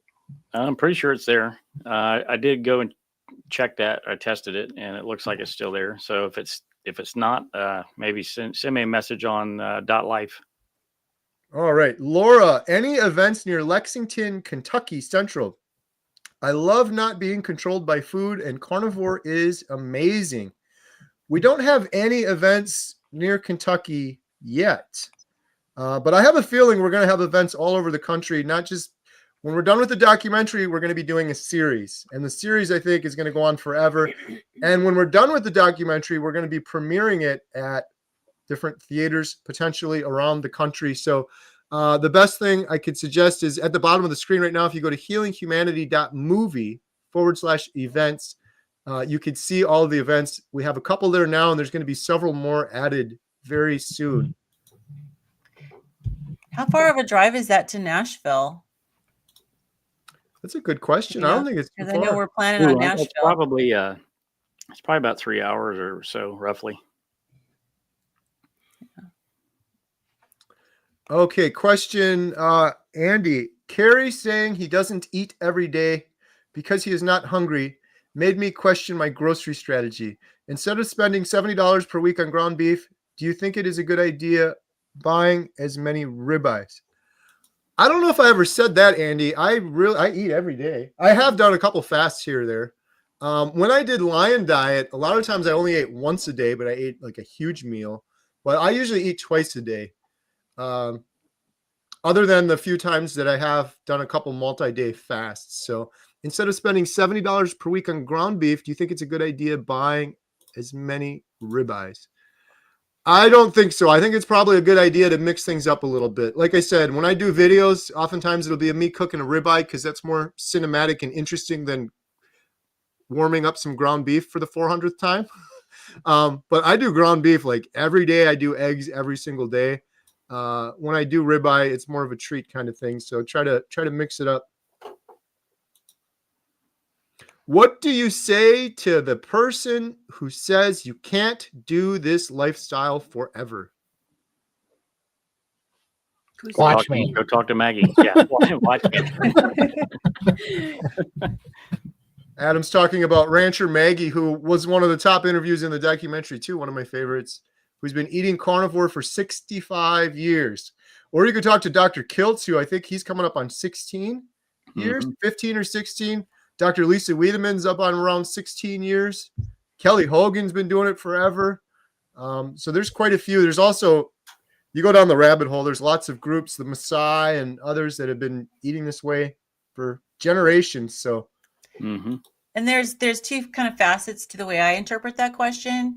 Is it that it's the emotional, mental component to it, or is it not nutrient? It's not going to give you the nutrients, and it satisfies both of those. I mean, I think that there's no doubt that you can live forever off of the nutrients on the carnivore diet. It's not going to cause any nutrient deficiencies, and the psychological component is up to the individual. Carrie, have you interviewed any politician for the documentary?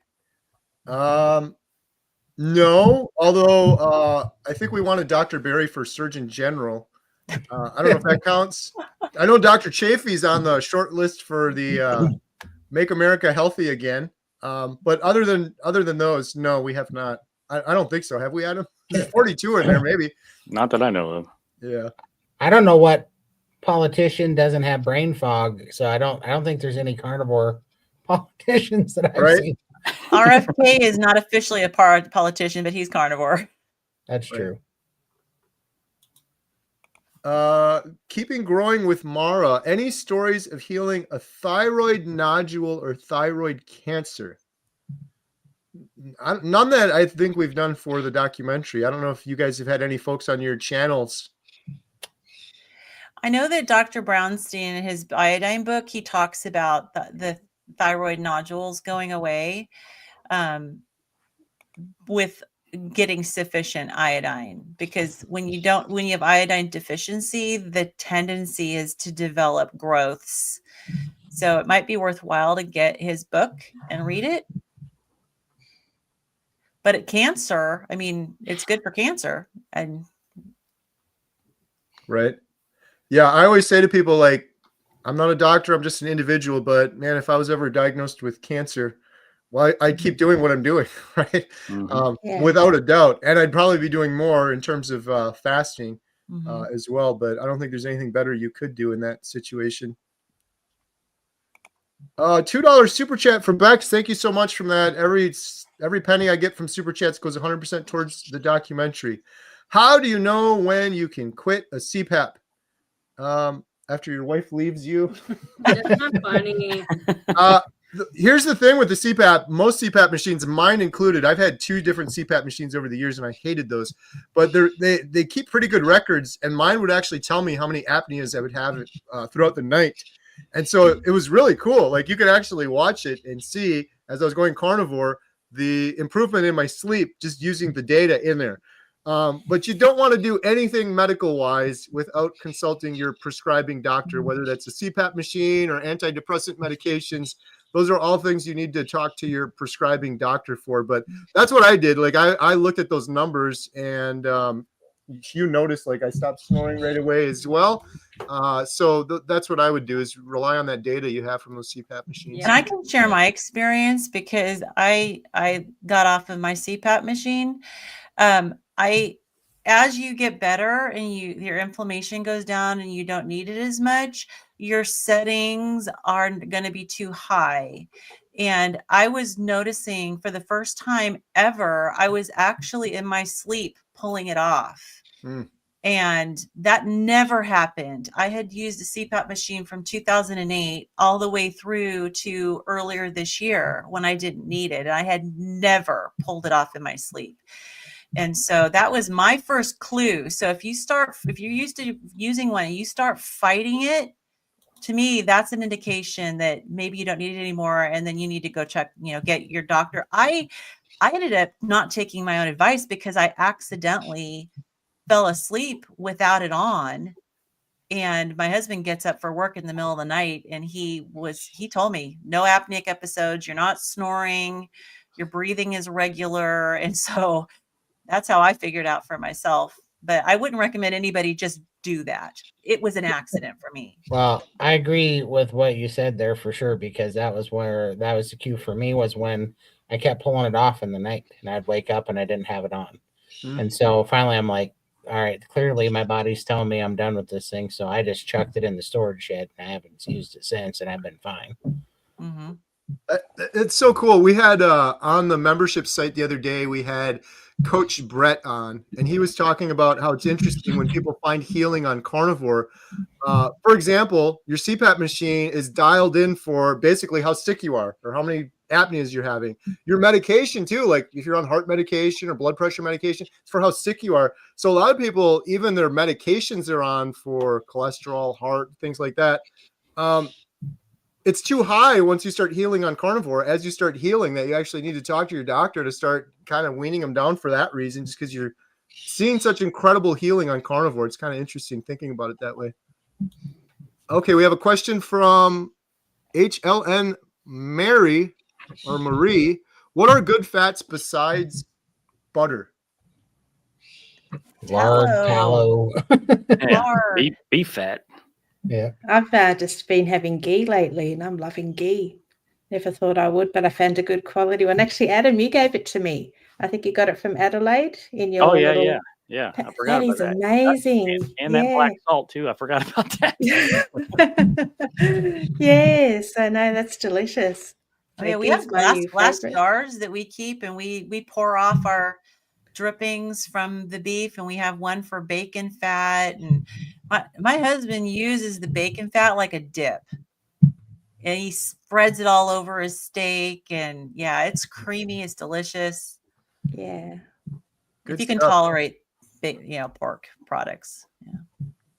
We have a lot of people here. Just real quick, just a reminder, we're giving away a 1-month free membership. We're doing a bunch of giveaways tonight. And in order to win that, it's really simple. Just subscribe to each of the posts that are on here.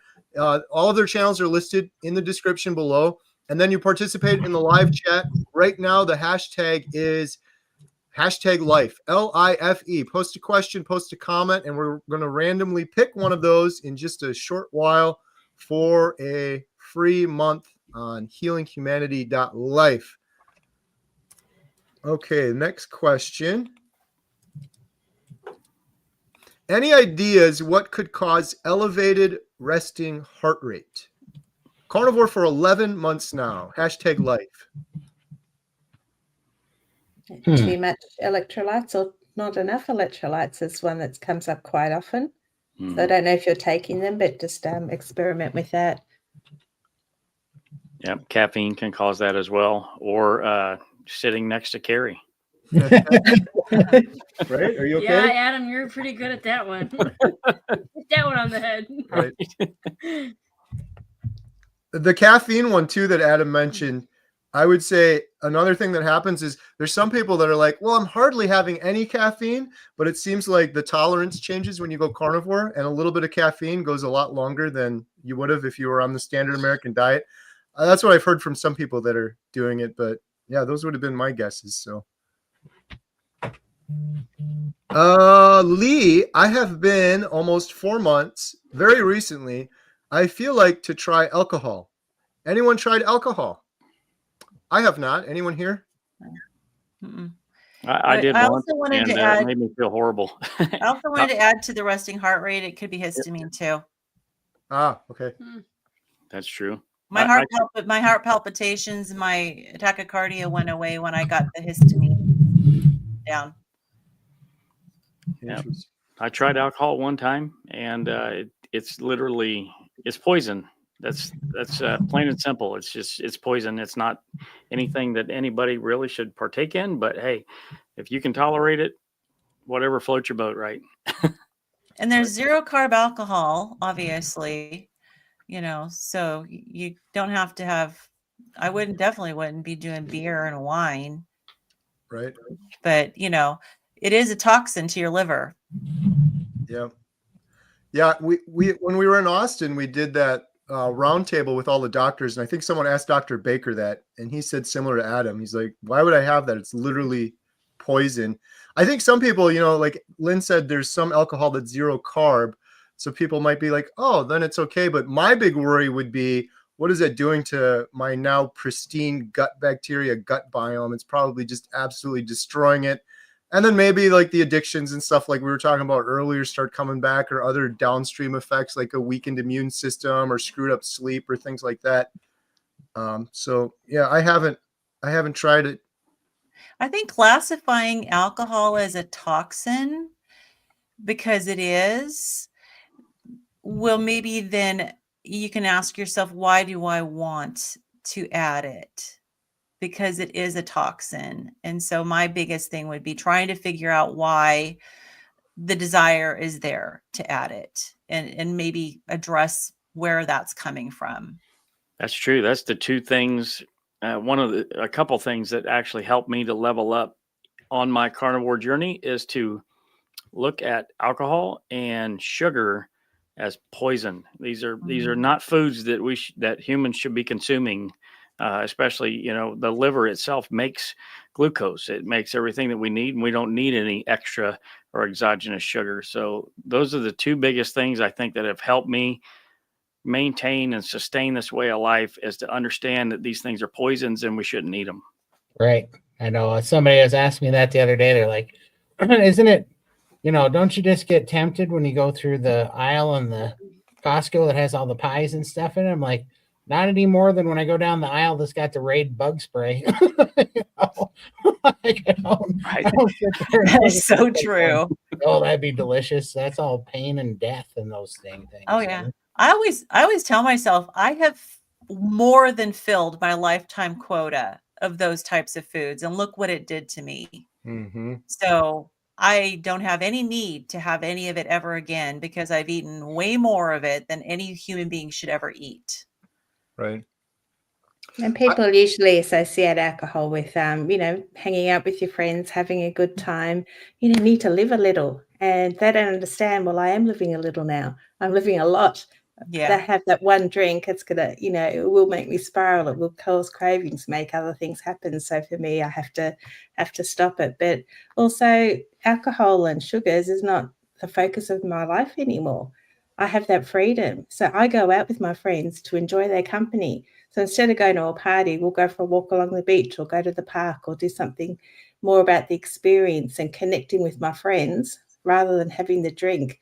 That's not important to me now. So I just say thanks, but no thanks, and stick with my soda water and have a chat, change the topic. So yeah, try not to make your outings with your friends, alcohol and crap.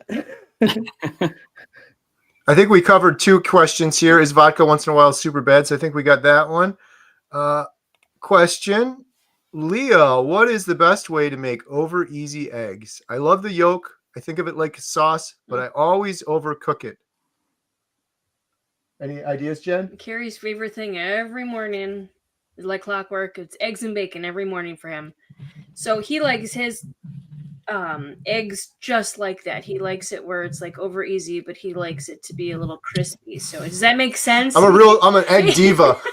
It's got to be crispy, but runny at the same time. So I just use a really big pan, and then I put like I fill it with tallow or butter, where it's like swimming in the tallow. That was from 40-year carnivore Rick. Charger Mopar Rick gave me that advice a long time ago. It should be swimming, he said. And then I do it hot and quick. So it gets, so it's not like runny, it's cooked, but it's also crispy. But it's runny still with a little crispy edges. That's how I like it. I like a little crispy edges and runny. But if it's not like that, take it back. the best advice I can give you is the touch test. Like you touch the yolk, you can tell. Like if it's getting too hard, then you're going a little bit too far. I do it, and it'll still fast. Yeah. Hot and fast. Yeah. The key with that also is, like Jen said, a big pan. Don't crowd the pan. Right. So the whites have room to spread out, and that means they're thinner and they'll cook a lot faster, and then the yolk won't cook as much. Well, I'm a little bit more hardcore because I just have the egg yolks, add a bit of salt, and then dip my steak bites in it raw. I love it. Nice. I just take the cooking part out. Hardcore carnivore. We have solid J. Ken, member for 3 months. Thank you, J. Ken. Escaped the holidays unscathed, onward and upward. Good job. Nice. Rock and roll. I really am happy to hear that. It seems like every couple holidays, I watch a lot of YouTubers, but it seems like a bunch of people end up falling off during the holidays, unfortunately. So it's good to hear. Good to hear you made it through. Feels good to get them under your belt too. Yeah. You know what I mean? Right. Yeah. Question: are eggs considered dairy? I don't think so.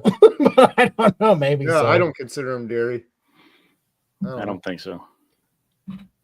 It's a boneless chicken, so I don't think so. Yeah. Just still watch the egg whites. There's a lot of people have intolerances there. I think we missed a question. Oh, did I? I'm sorry. Yeah. I'm kind of all over here. I'll jump back. Yeah, from Carrie Sims. Let me see here. Came in Oh, here we go. Yeah. Just had my blood work done on carnivore, mostly lion, and anion gap was high. Any suggestions on how to fix this? Google search says that means acidosis. Thank you for any suggestions.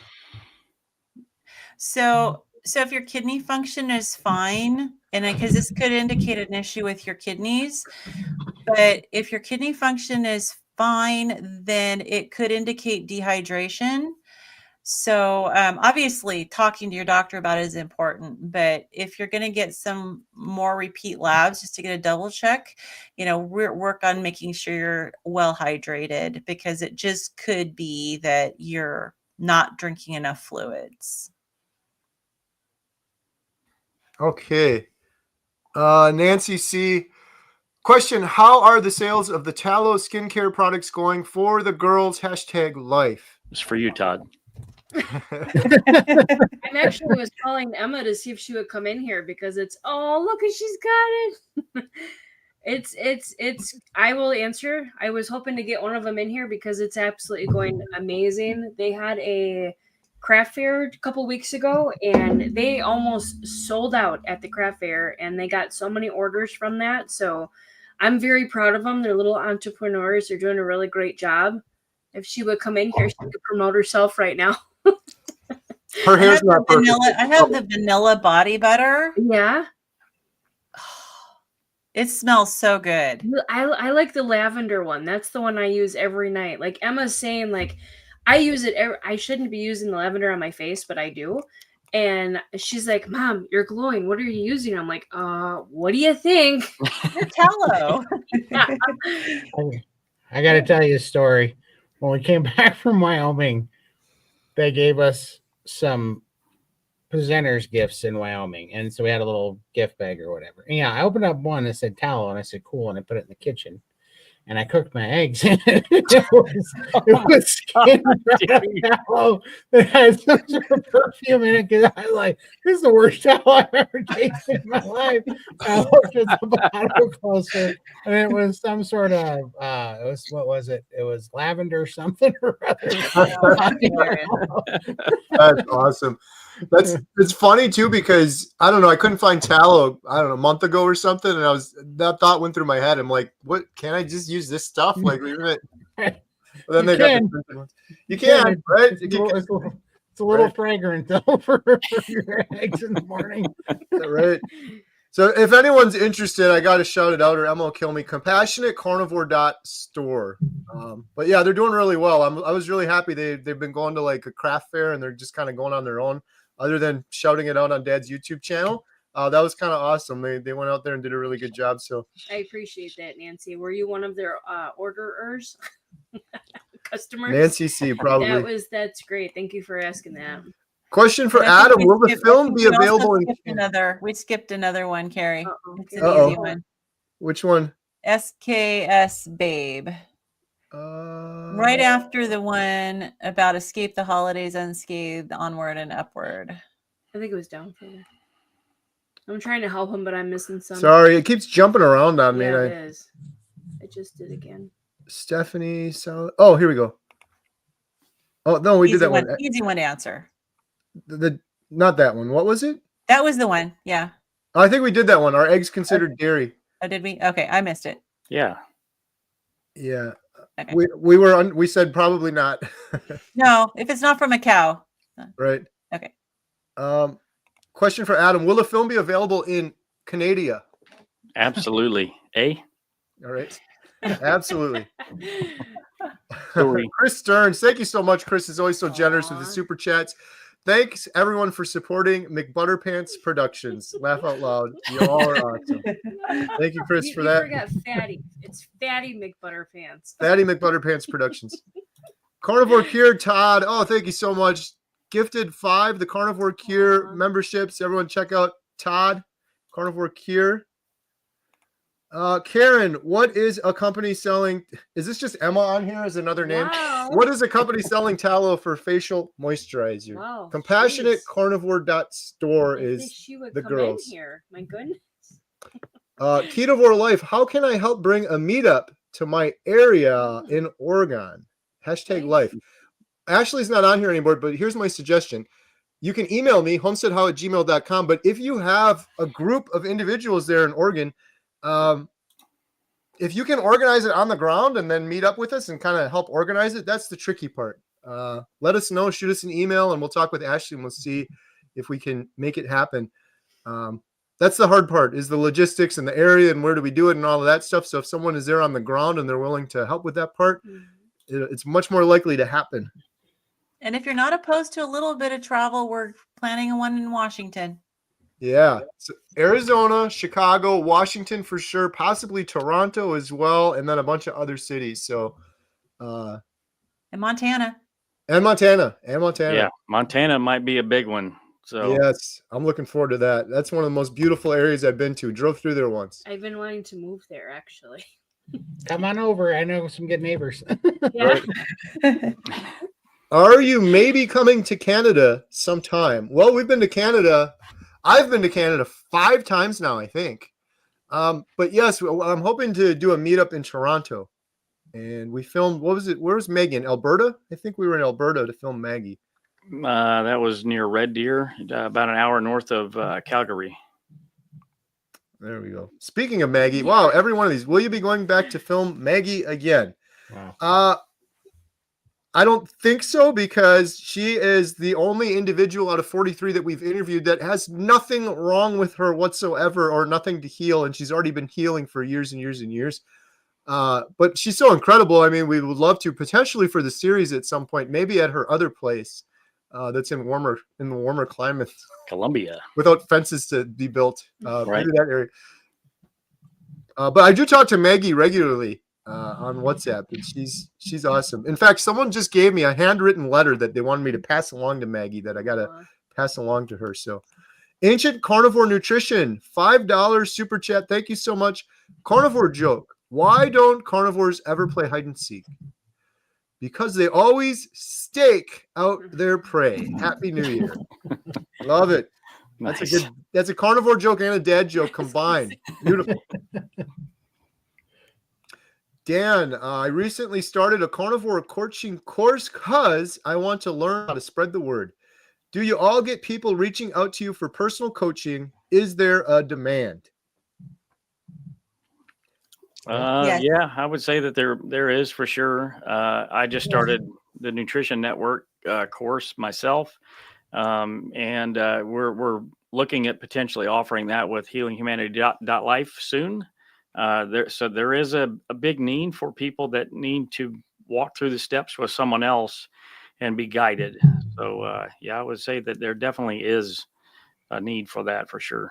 Well, and if there isn't, there will be, because there's no shortage of sick people, and this is clearly, to me, is the answer. And so the more that this, the more when your guys' documentary comes out and everything, I mean, there's going to be a huge need for it.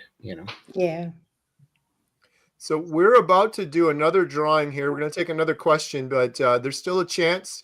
Hashtag life, LIFE, for a chance to win a 30-day membership to HealingHumanity.life. Chuck has a question. How is Carnivore on high blood pressure? My blood pressure was high when I started Carnivore, and it ain't high no more. I'm completely off the blood pressure medication.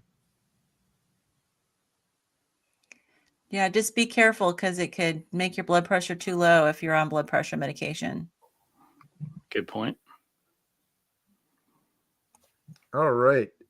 Yeah, you were on blood pressure medication too. Yes, I'm on everything. I was on blood pressure medication. I was on heart medication. I had an irregular heartbeat. I had congestive heart failure, and all of those things reversed. All of those things are in my medical record, and I could barely stand up without getting dizzy and fatigued. Remember, I was just telling the story. I was on Dave Mack's channel. Shout out Dave Mack.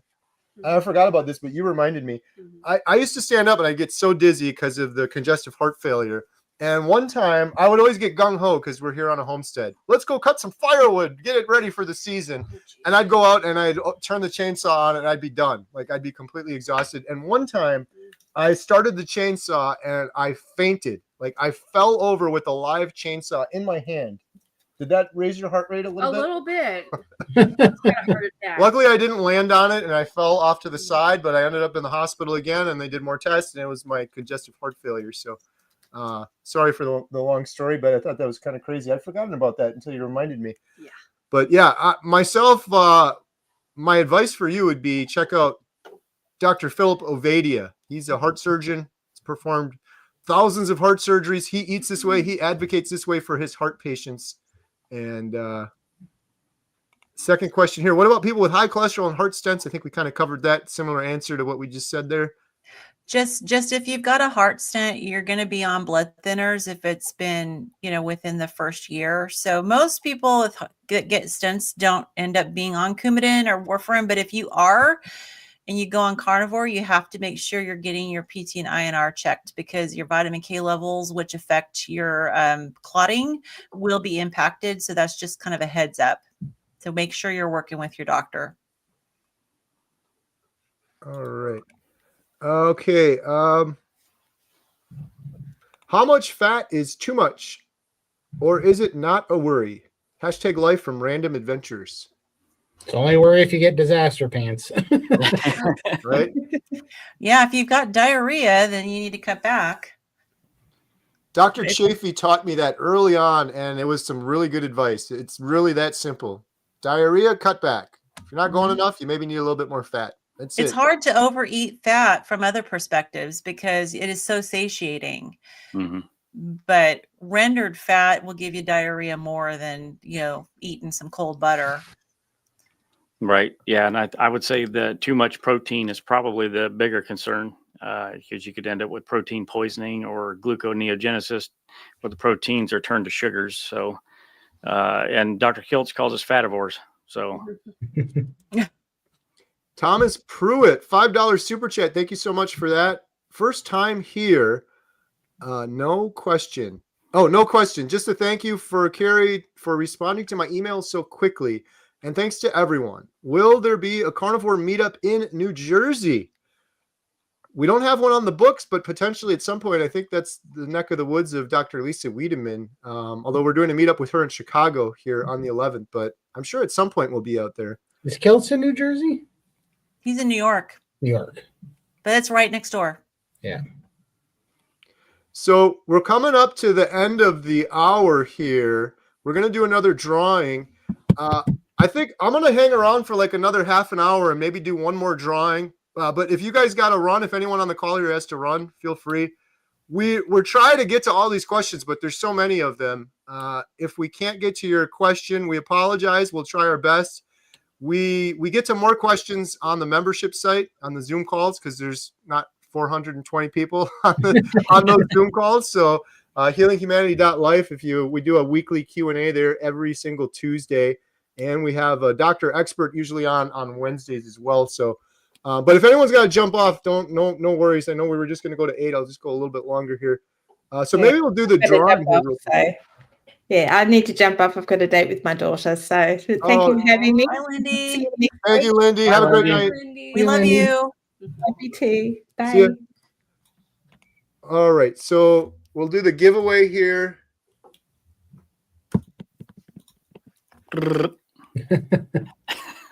This was for the life, right? Mm-hmm. Yep. All right, here we go.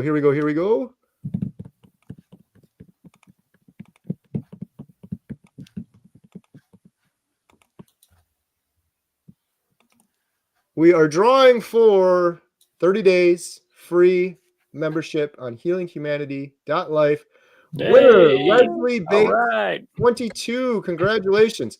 Adam, where can Leslie Bates, 22, go to claim her 30-day free membership to HealingHumanity.life? Leslie Bates, 22. You can go to HealingHumanity.movie/giveaway. Nice job, Adam. Awesome. All right, so I'm going to go another half hour here to see if we can power through some of these questions. I hate leaving the questions unanswered. We need to give them a new hashtag, though. Yeah, let's do a new hashtag. What are you guys thinking? Should we do one more, the membership site? Sure. One more membership site. So same hashtag. Post your question or comment. Hashtag life, LIFE, and make sure that you follow each one of the individuals here on the call. There's a link in the description for each of them. It just takes like 2 seconds. Go follow them on YouTube and then use hashtag life. And I accidentally showed this, but I'm going to show it again real quick. This is our lineup for Arizona on January 4th. And for anyone that missed this earlier, we announced it at the beginning. You can get your tickets to our Arizona meetup or our Chicago meetup at healinghumanity.movie/events. Dr. Robert Kiltz is going to be there. Laura Spath, Lynn, Chris Spath, Bella, Amy, Renee, Coach Lisa, Adam, myself. I'm really looking forward to this event. It is going to be powerful. It's going to be powerful. Some of these stories from these individuals are just next level. So really looking forward to that. But for now, we'll do one final drawing here of the night. It is hashtag life for 1 month free membership. Let me change this thing here, banner. There we go. Life, comment. All right. The next question we had. Would doing, let me get rid of that. There we go. Would doing carnivore cause fibroids to grow bigger? I get mixed answers between yes and no, but my results showed it grew bigger, but the results of weight loss is more my speed. I can weigh in on that one. There's been a definite connection between fibroids and iodine deficiency. So I would say get an iodine loading test and see where you're at. Most people are iodine deficient. Again, I'm going to recommend Dr. Brownstein's iodine book because he specifically talks about fibroids and iodine deficiency. So if you're maybe not eating eggs, yes, when you go from eating a standard American diet, if you eat a lot of vegetables, you're probably going to get a lot of iodine with the vegetables. So there is a possibility that you're getting less on a carnivore diet. And many people who do the carnivore diet do end up supplementing iodine, but it would really be good to get a loading test done, which is a 24-hour urine collection, and get it tested. There is in his Dr. Brownstein's book, probably his website, there are a couple of labs, and I've ordered the test. It's like $70. So it probably would be a good idea to get that done. And, but many people get rid of their fibroids by supplementing iodine, and not just like 2 milligrams, like go by with Dr. Brownstein's recommendations. All right. Thank you, Lynn. Janet, this is a question for Adam. What was the exercise bar referred to earlier? I was looking at the Pilates bar. X3 bar. That's what I use. I feel like it works really, really well. All right. Any of you had any experience with having higher glucose levels on carnivore? 4 months carnivore, not lost but a few pounds. Any tips on overcoming possible insulin resistance? Time? Yeah, time and for me, time and fasting. Fasting's been pretty critical for me, but definitely time. Yeah, and I guess it really depends on when they're taking their glucose measurements and how much weight they have to lose. You know, if it's only 15 pounds or something, it might take a long time for that to come off. Yeah. And is it a hemoglobin? I mean, is it the glucose? Is it a fasting glucose? Are you talking, how's your hemoglobin A1C? So there's definitely factors depending on which lab test you're getting done and when did you have it done. So you've been 4 months carnivore. Hemoglobin A1C covers 3 months. Did you get it done 2 months ago? There's several factors, but I think time, fasting, like Todd said, and just get it rechecked in 6 months and see how it is. All right. Jen's got to run. Bye, Jen. Bye, Jen. Okay, the next question. I'm not so far into my journey as y'all, so looking to see what changes you noticed in your eye health and hair growth health. Hoping my hair will get its fullness back. For sure. I mean, I grew my eyebrows back and my eyesight improved 3 points of stigmatism in my left and 3.3 in my right, I believe it was. And so, yeah, my eyesight's incredible. I used to have night blindness and like glare at night when I was driving. Man, that's gotten so much better. It's incredible. And then I don't know. I'm not holding out too much hope for this problem. Baby steps. Yeah, but it is. I have grown a lot of baby fuzzy hair on there. That's actually kind of disturbing to look at, but it is growing. But I've been bald for 22 years, so I don't know that that's coming back. But definitely my eyebrows grew back that were gone from hypothyroidism. Yeah, my eyesight improved as well. I made the mistake of not eating enough on the carnivore diet and started losing my hair, but it wasn't until I lost like 100 pounds. I had kind of 1 month where I had a pretty large drop in weight and all my hair started falling out. So you definitely need to make sure you're eating enough when it comes to the hair issue and making sure you're getting the nutrients and, if you maybe eat some organs. For me, my hair got darker. I used to have this white patch, like a literal, like 1 inch. It was pure white. It looked like a skunk or something. It was really weird. And that went darker. And then my eyes, I want to go in and get mine tested because I feel like they've improved. But the last time I had a vision test, I don't remember where I had the vision test. I needed glasses. I just never worn them. I just barely need them. But I'm going to try to figure that out or have Jen help me figure out where I had my last eye test done so I could get another one and kind of compare the before and after. But I don't know on the eyes. I feel like they've improved. Question for Adam. How about a meetup in Ohio? Sure, let's do it. Let me know when you're having it and I'll show up for sure. Yeah. We definitely need to do one though, and we're close enough to Lexington that the folks in Lexington, Kentucky could stop out for that. Kimberly has a question. I live in the Pacific Northwest where it's hard to find raw milk. Although they do sell raw milk in the pet stores for pets. My question is, can I just buy the raw milk for pets? Where in the Pacific Northwest do you live? Because I know that in Snohomish, where I live, there is a place on Avenue D that sells raw milk for humans. So if you live anywhere near Snohomish, that might be an option for you. All right. What is the average EGFR drop after starting carnivore? Mine did a significant drop, and I need to know when to be concerned. My doctor is really not on board with this diet. In search of a new doctor. I don't know the answer to that as far as what the average is. I know that I have read that when you do the carnivore diet, you could have an initial drop in your EGFR that should return to normal. And because your kidneys are not used to processing the amount of protein that you're eating now.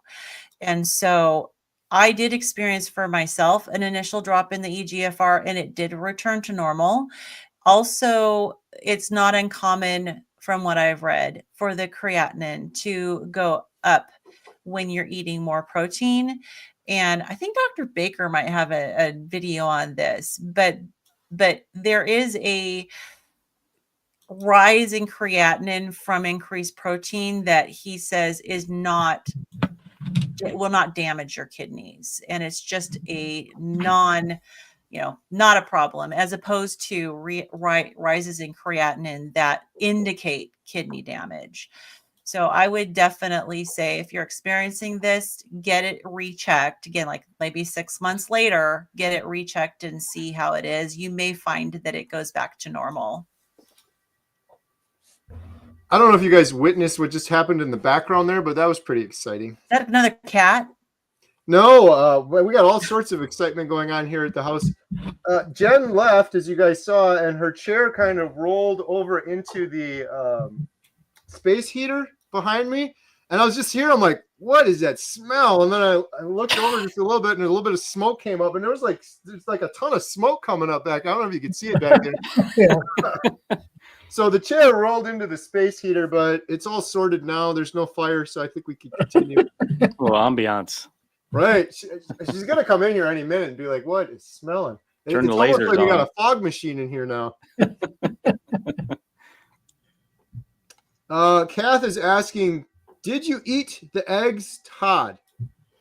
The 36 to 54 of them, I drink the yolks raw. That's what I do. I do 2 to 3 18 egg yolk protein shakes a day with just 18 egg yolks in it, and I drink them. Friend just started dialysis, can barely keep anything down. Is meat broth or bone broth better for her, made from oxtails? She is able to keep raw milk kefir down. Yeah. I don't know. Not sure either. Yeah, these are getting some tough questions here now. I'm not sure either. I can answer one thing because, of course, with me, I always think about the histamine, and I don't know if she's having issues with histamine, which can cause nausea. And meat broth is lower histamine, whereas bone broth is higher histamine. So if she's going to try the broth, if she can't handle the bone broth, then the meat broth may be better because of the histamine. All right. Oh, it dawns on me. She was talking about the eggs I cooked in the perfume tallow. I did I did actually eat those, and then I went back and was like, "What kind of tallow is in this? Did they put seasoning in here?" And it was perfume, and I was like, "That was body lotion tallow." That's really funny. Yeah, that's not my lavender and eggs are not a good combination. Not a good combination. They smelled fantastic, but not a good combination of breath mint. Use them to wash your beard. Exactly. All right. I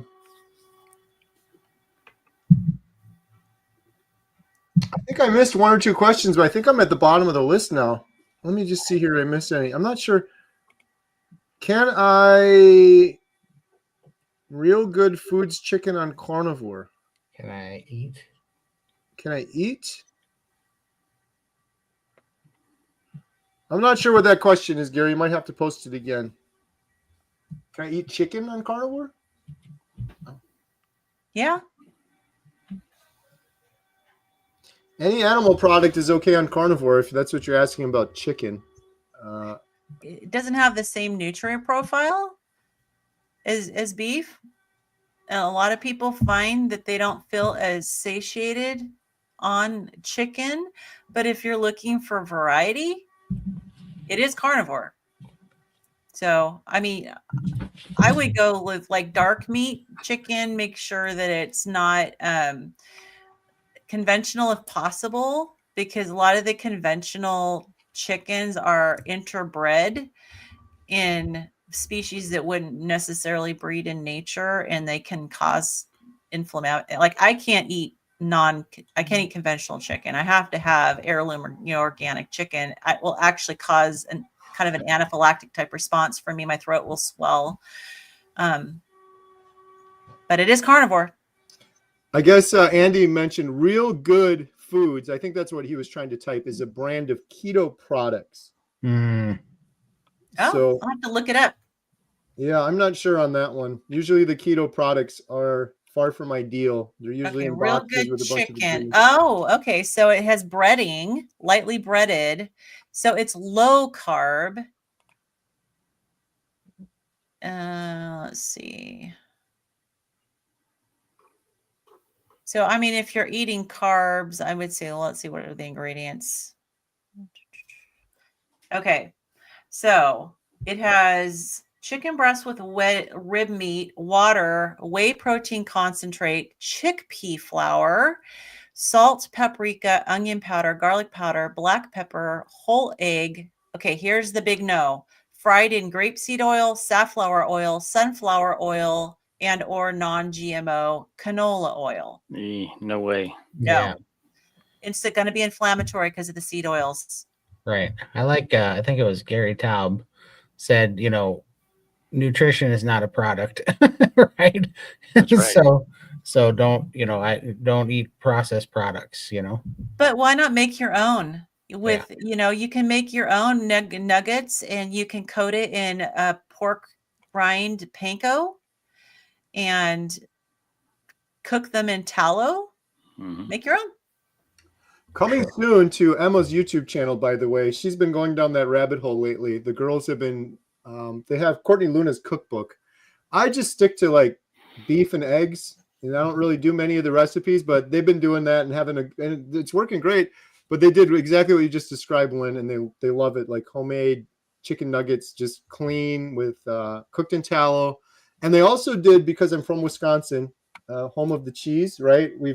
We're famous for cheese curds here, and they did deep fried cheese curds with a pork, with the crust, the good stuff. The pork rind, crushed up pork rind crust and tallow. I don't do cheese either, but they sent me a picture of it, and there was like peeling apart, and they love it. It's incredible. Except for the fact that they're absolutely destroying the kitchen now all the time. Grease splatter everywhere. Like, what is going on in here? Yeah, if you're carnivore, make sure you have a good degreaser. Right. Okay, question. You got a super chat too. Todd is adorable. Oh. Whoa, that's not a question. Thank you. But that was a comment we're sharing. I second that. Here. We're not sharing a room now. Are you single? Broken Carnivore, $5 super chat. Thank you so much for that. The answer to the alcohol is don't drink it. I tried just a sip of it, and it gave me a headache. That's the other interesting thing with carnivore, and the reason I'm not interested in alcohol at all, but any other thing as well. I just heard so many, I don't know if they're horror stories or maybe they're good stories, but people that went carnivore for a long time and their taste profile, taste buds, gut microbiome changes, and then they go to eat one of those things or drink alcohol like they used to, and it's a completely different experience. Oh, yeah. And almost always not a pleasant experience than what they remembered. It's like I've never heard them like, yeah, it was great. I feel good now. No, I like to share that it's just like, when your body gets the toxins out, yes, you're going to respond a lot quicker because your natural instinct to have a negative response to toxins kicks back in. And I like to use the example of what happens to people the first time they try a cigarette. Your body wants to reject it. You start coughing and hacking, and your lungs are saying, get this poison out of me. But if you keep smoking, your body gives up, and you don't do that anymore. And people are like, I'm fine. I don't cough. I don't hack. That's your body giving up because you keep forcing the poison on it.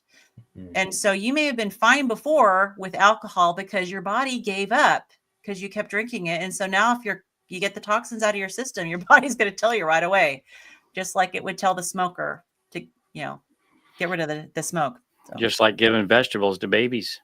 Mm-hmm. Yep. Spit them out. Spit them out. Joe Nugent, $7 super chat. Thank you so much. We appreciate everything you do, brother. Oh, thank you so much. What is your response when someone says, "But what about your cholesterol?" I say when I was worried about my cholesterol, I was 715 pounds. Now that I'm not worried about my cholesterol, I'm 395 pounds.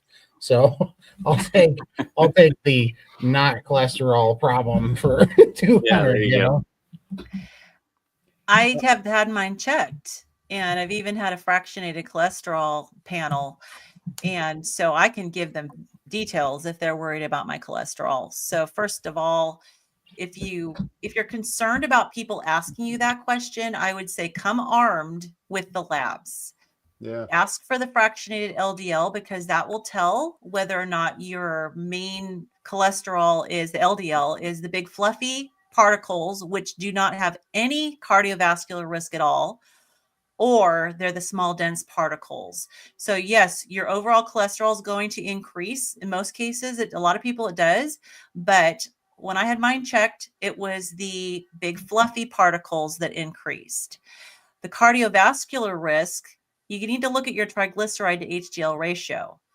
My ratios started out 3.2, I think, before I was carnivore, and then now they're 1.6. They've been going steadily. You want it to be below 1.5, ideally below 1, but look at your triglyceride to HDL ratio. And just come armed with the information about why you don't worry about your cholesterol. If they talk to you about statins, first of all, the statins pretty much don't even touch the dense particles that will cause cardiovascular risk. When your LDL comes down with a statin, it is decreasing the big fluffy particles that are not a cardiovascular risk at all. So it is pretty much a complete joke to take statins. And then you're taking on all the risk with all of the side effects with statins. And of course, we know it's been published that statins, people on statins have all these, lower overall mortality, lower risk, higher risk of, higher all-cause mortality, higher heart attacks, strokes, higher levels of Alzheimer's. We need cholesterol. So I could go on and on. But anyways, I would say come armed with your labs, your before and after labs, and you can put your doctor's concern to rest, which is why I got my fractionated LDL done, because even my naturopathic doctor was concerned. And as soon as I got my fractionated done, haven't heard a word ever since. It's like, okay, you convinced me. Nice. I learned something from Dr.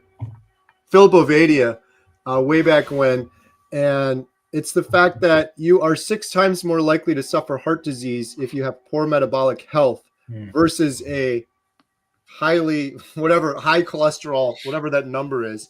I thought that was so interesting because I never knew that. And when you look around in the world, it's like 91% of people have poor metabolic health, or they have one of the markers of it. You're far more likely to suffer heart disease if you have poor metabolic health. So if someone asks me that, I ask them, like, what about your inflammation and your poor metabolic health? Aren't you worried about that kind of thing? I try to say it nicely, but that would be my thought. And people with higher cholesterol has much less Alzheimer's. Yeah. Oh, sorry. No, go ahead. Can we take the fourth question from the bottom? They've asked it in my chat like 4 times, and I don't. This is a question for Lynn. Is that from Ann? It's from Beach Bum. Let me see. It's about 6 questions, 7, 8 questions up now. 1, 2, 3, 4, 5. Oh, 6. I'm looking on the starred one. Maybe I'm missing. Yeah, it's from Beach Bum. It's at timestamp 7:24. Well, that's my timestamp, anyways. Maybe 6:24 your timestamp. All right, I just started. Oh, thank you. Here we go. 56 female carnivore, 5 months, CRP less than 1, C-peptide 1.8, fasting insulin 10.6, A1C 5.4. Thoughts? Fantastic. That's awesome. Yeah, it's awesome. Yeah. So you're not even pre-diabetic. Your fasting insulin is within a normal range. I don't remember the values off the top of my head for C-peptide. I'm assuming that's normal. Everything looks fantastic. To me, especially, the C-reactive protein is low, which means that your general inflammation, your overall, it's an inflammatory marker. Means your inflammation is very well controlled, and that's 5 months. And I'm 56 as well. Your labs are better than mine, and I've been carnivore for going on 19 months. Of course, I was totally disabled and incredibly ill, but those look fantastic to me. That's awesome. All right, question from Anne. We're coming up here near the end, so if you have any final questions, please post them with #life. Make sure to follow everyone here. Their links to their YouTube channel is in the description below. We're going to do one more big drawing for 1 month free to our membership site. Question from Anne. From your experience, if I have 130 pounds to lose, how long ideally would it take, or is it different for everyone? Yeah, I think it's different for everybody. I think you're going to redefine too how many pounds you really do have to lose as you go, because I wouldn't cling to the number of 130 pounds, because your body composition will change. You will gain muscle and bone, and like I am wearing the same size clothes I am now after losing 110 pounds. 136 pounds of fat than when I went on a other diet years ago when I was in my early 30s, and I was like 20 pounds less than I am now. I can wear the same clothes. So your body is going to change and your body composition will change. So I agree with Todd. Yeah, it's different for everybody, but I would highly encourage you not to get stuck on that number of 130 pounds. I would go by, how do you look? How do you feel? How do your clothes fit? How functional are you? If 130 pounds is still on your body, you're probably not very functional. And so I think I have 50 pounds to go, but oh my gosh, I'm so functional now. So anyways, that would be my advice, is to just let go of that number and let your body decide where it wants to settle. For sure. And I just add, realize too, it's not linear. Like you may lose a lot of weight early and then it might slow down a little bit and might take, so don't get frustrated with that. But yeah.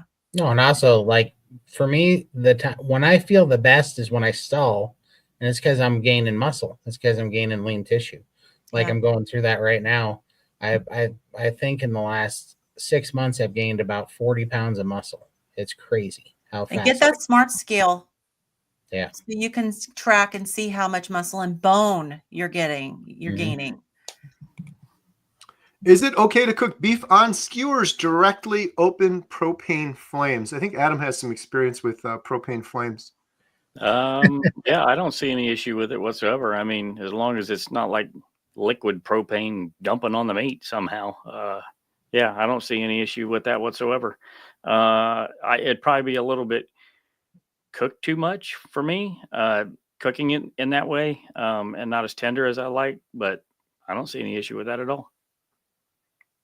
All right. One last question, and then we're going to do the big drawing. I eat 6 hard soft-boiled eggs every morning. It's good. Yeah. Yeah. For sure. Absolutely. Nothing better for you. Eat. Sorry, go ahead. No, I just said I think eggs are like literally in the top 3 foods you can eat on this planet. 100%. Yeah. As long as you don't have an adverse reaction to the whites. And if you do, then just eat the yolks.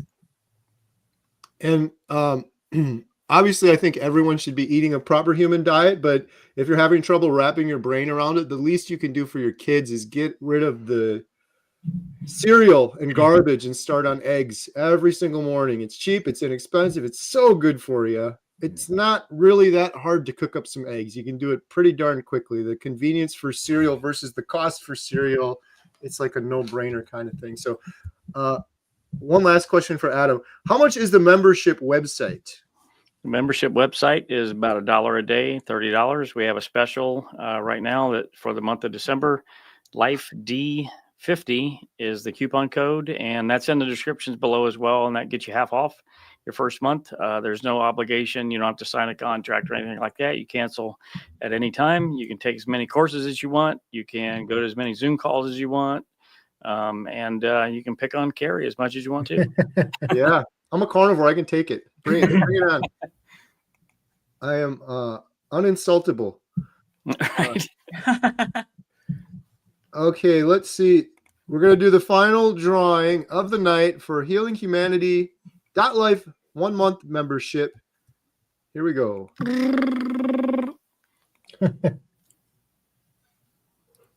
What was the song saying? Joy to the world. Right. They want you to say grace. Bruce. Awesome. Bruce. Congratulations. Bruce K is the winner. Healing Humanity 1 month membership. Bruce K, we're looking forward to seeing you in all of the wonderful Zoom calls we have every week. Adam, how can Bruce K claim his 1 month membership? Well, Carrie, Bruce can go to healinghumanity.movie/giveaway. Awesome. That's pretty awesome. That's a good radio voice. It's getting better each time. I have a radio face. All right. Well, thank you all so much for joining us tonight. Thank you for all the great questions. Thank you for your support. I really mean that. We wouldn't be doing the documentary without the super chats and the membership site and all of the wonderful support of the community. We're on the home stretch now for the documentary, and then we're going to be working on a series. So really appreciate it. Thank you all for joining me. Adam, Lynn, Todd, Ashley, Lindy, Jen. Appreciate you all. You guys want to shout out anything or mention anything else before we wrap things up? I just want to mention real quick, if we didn't get to your question, I apologize. I tried to star each one of them, and we tried to answer as many as we could. If we didn't get an answer to you and you need an answer, definitely consider joining HealingHumanity.life and connecting with us on our Zoom calls there. We have expert calls and standard Q&As with us, and we can get your questions answered there, or you can just ask it in the community as well, so you don't have to wait around for the actual Q&A. So and we also have it's very a lot like Facebook. So we have a feature where you can personally connect with other members and you can message them just like you would like on Facebook Messenger. And so if you want to personally connect, that is an option on the site as well. Yep, for sure. You come hang out with us in Arizona. That'd be awesome to meet you guys. That's right. Yeah. See everyone, hopefully. See you all in Arizona. And for the women who's in the Pacific Northwest, January 19th, there is a meetup for those of us in the area that is sponsored by Coach Rose AJ Coates. Nice. I occasionally post it on my channel. And so I'll be, as with the date approaches, it is going to be, so January 19th, we're going to be meeting at a Brazilian steakhouse, I think about 1 p.m. in Linwood, Washington, at the Alderwood Mall, the Fogo de Chao there. So if you're still here on the call, love to meet you. For sure. Awesome. And Happy New Year, everybody. Yeah, Happy New Year. And see you all next week, same time, same place. We're going to be doing this every week. We're going to be giving away more. We may have a big giveaway coming up starting next week, so stay tuned for that. And it involves a box, and it involves a lot of meat, grass-fed, grass-finished meat. So more to come soon on that next week. Can we enter? No, you cannot. No, you can. Sure, why not? Okay, all right. Thank you, everyone. Have a good night. See you on the next one. Bye, everyone. Bye.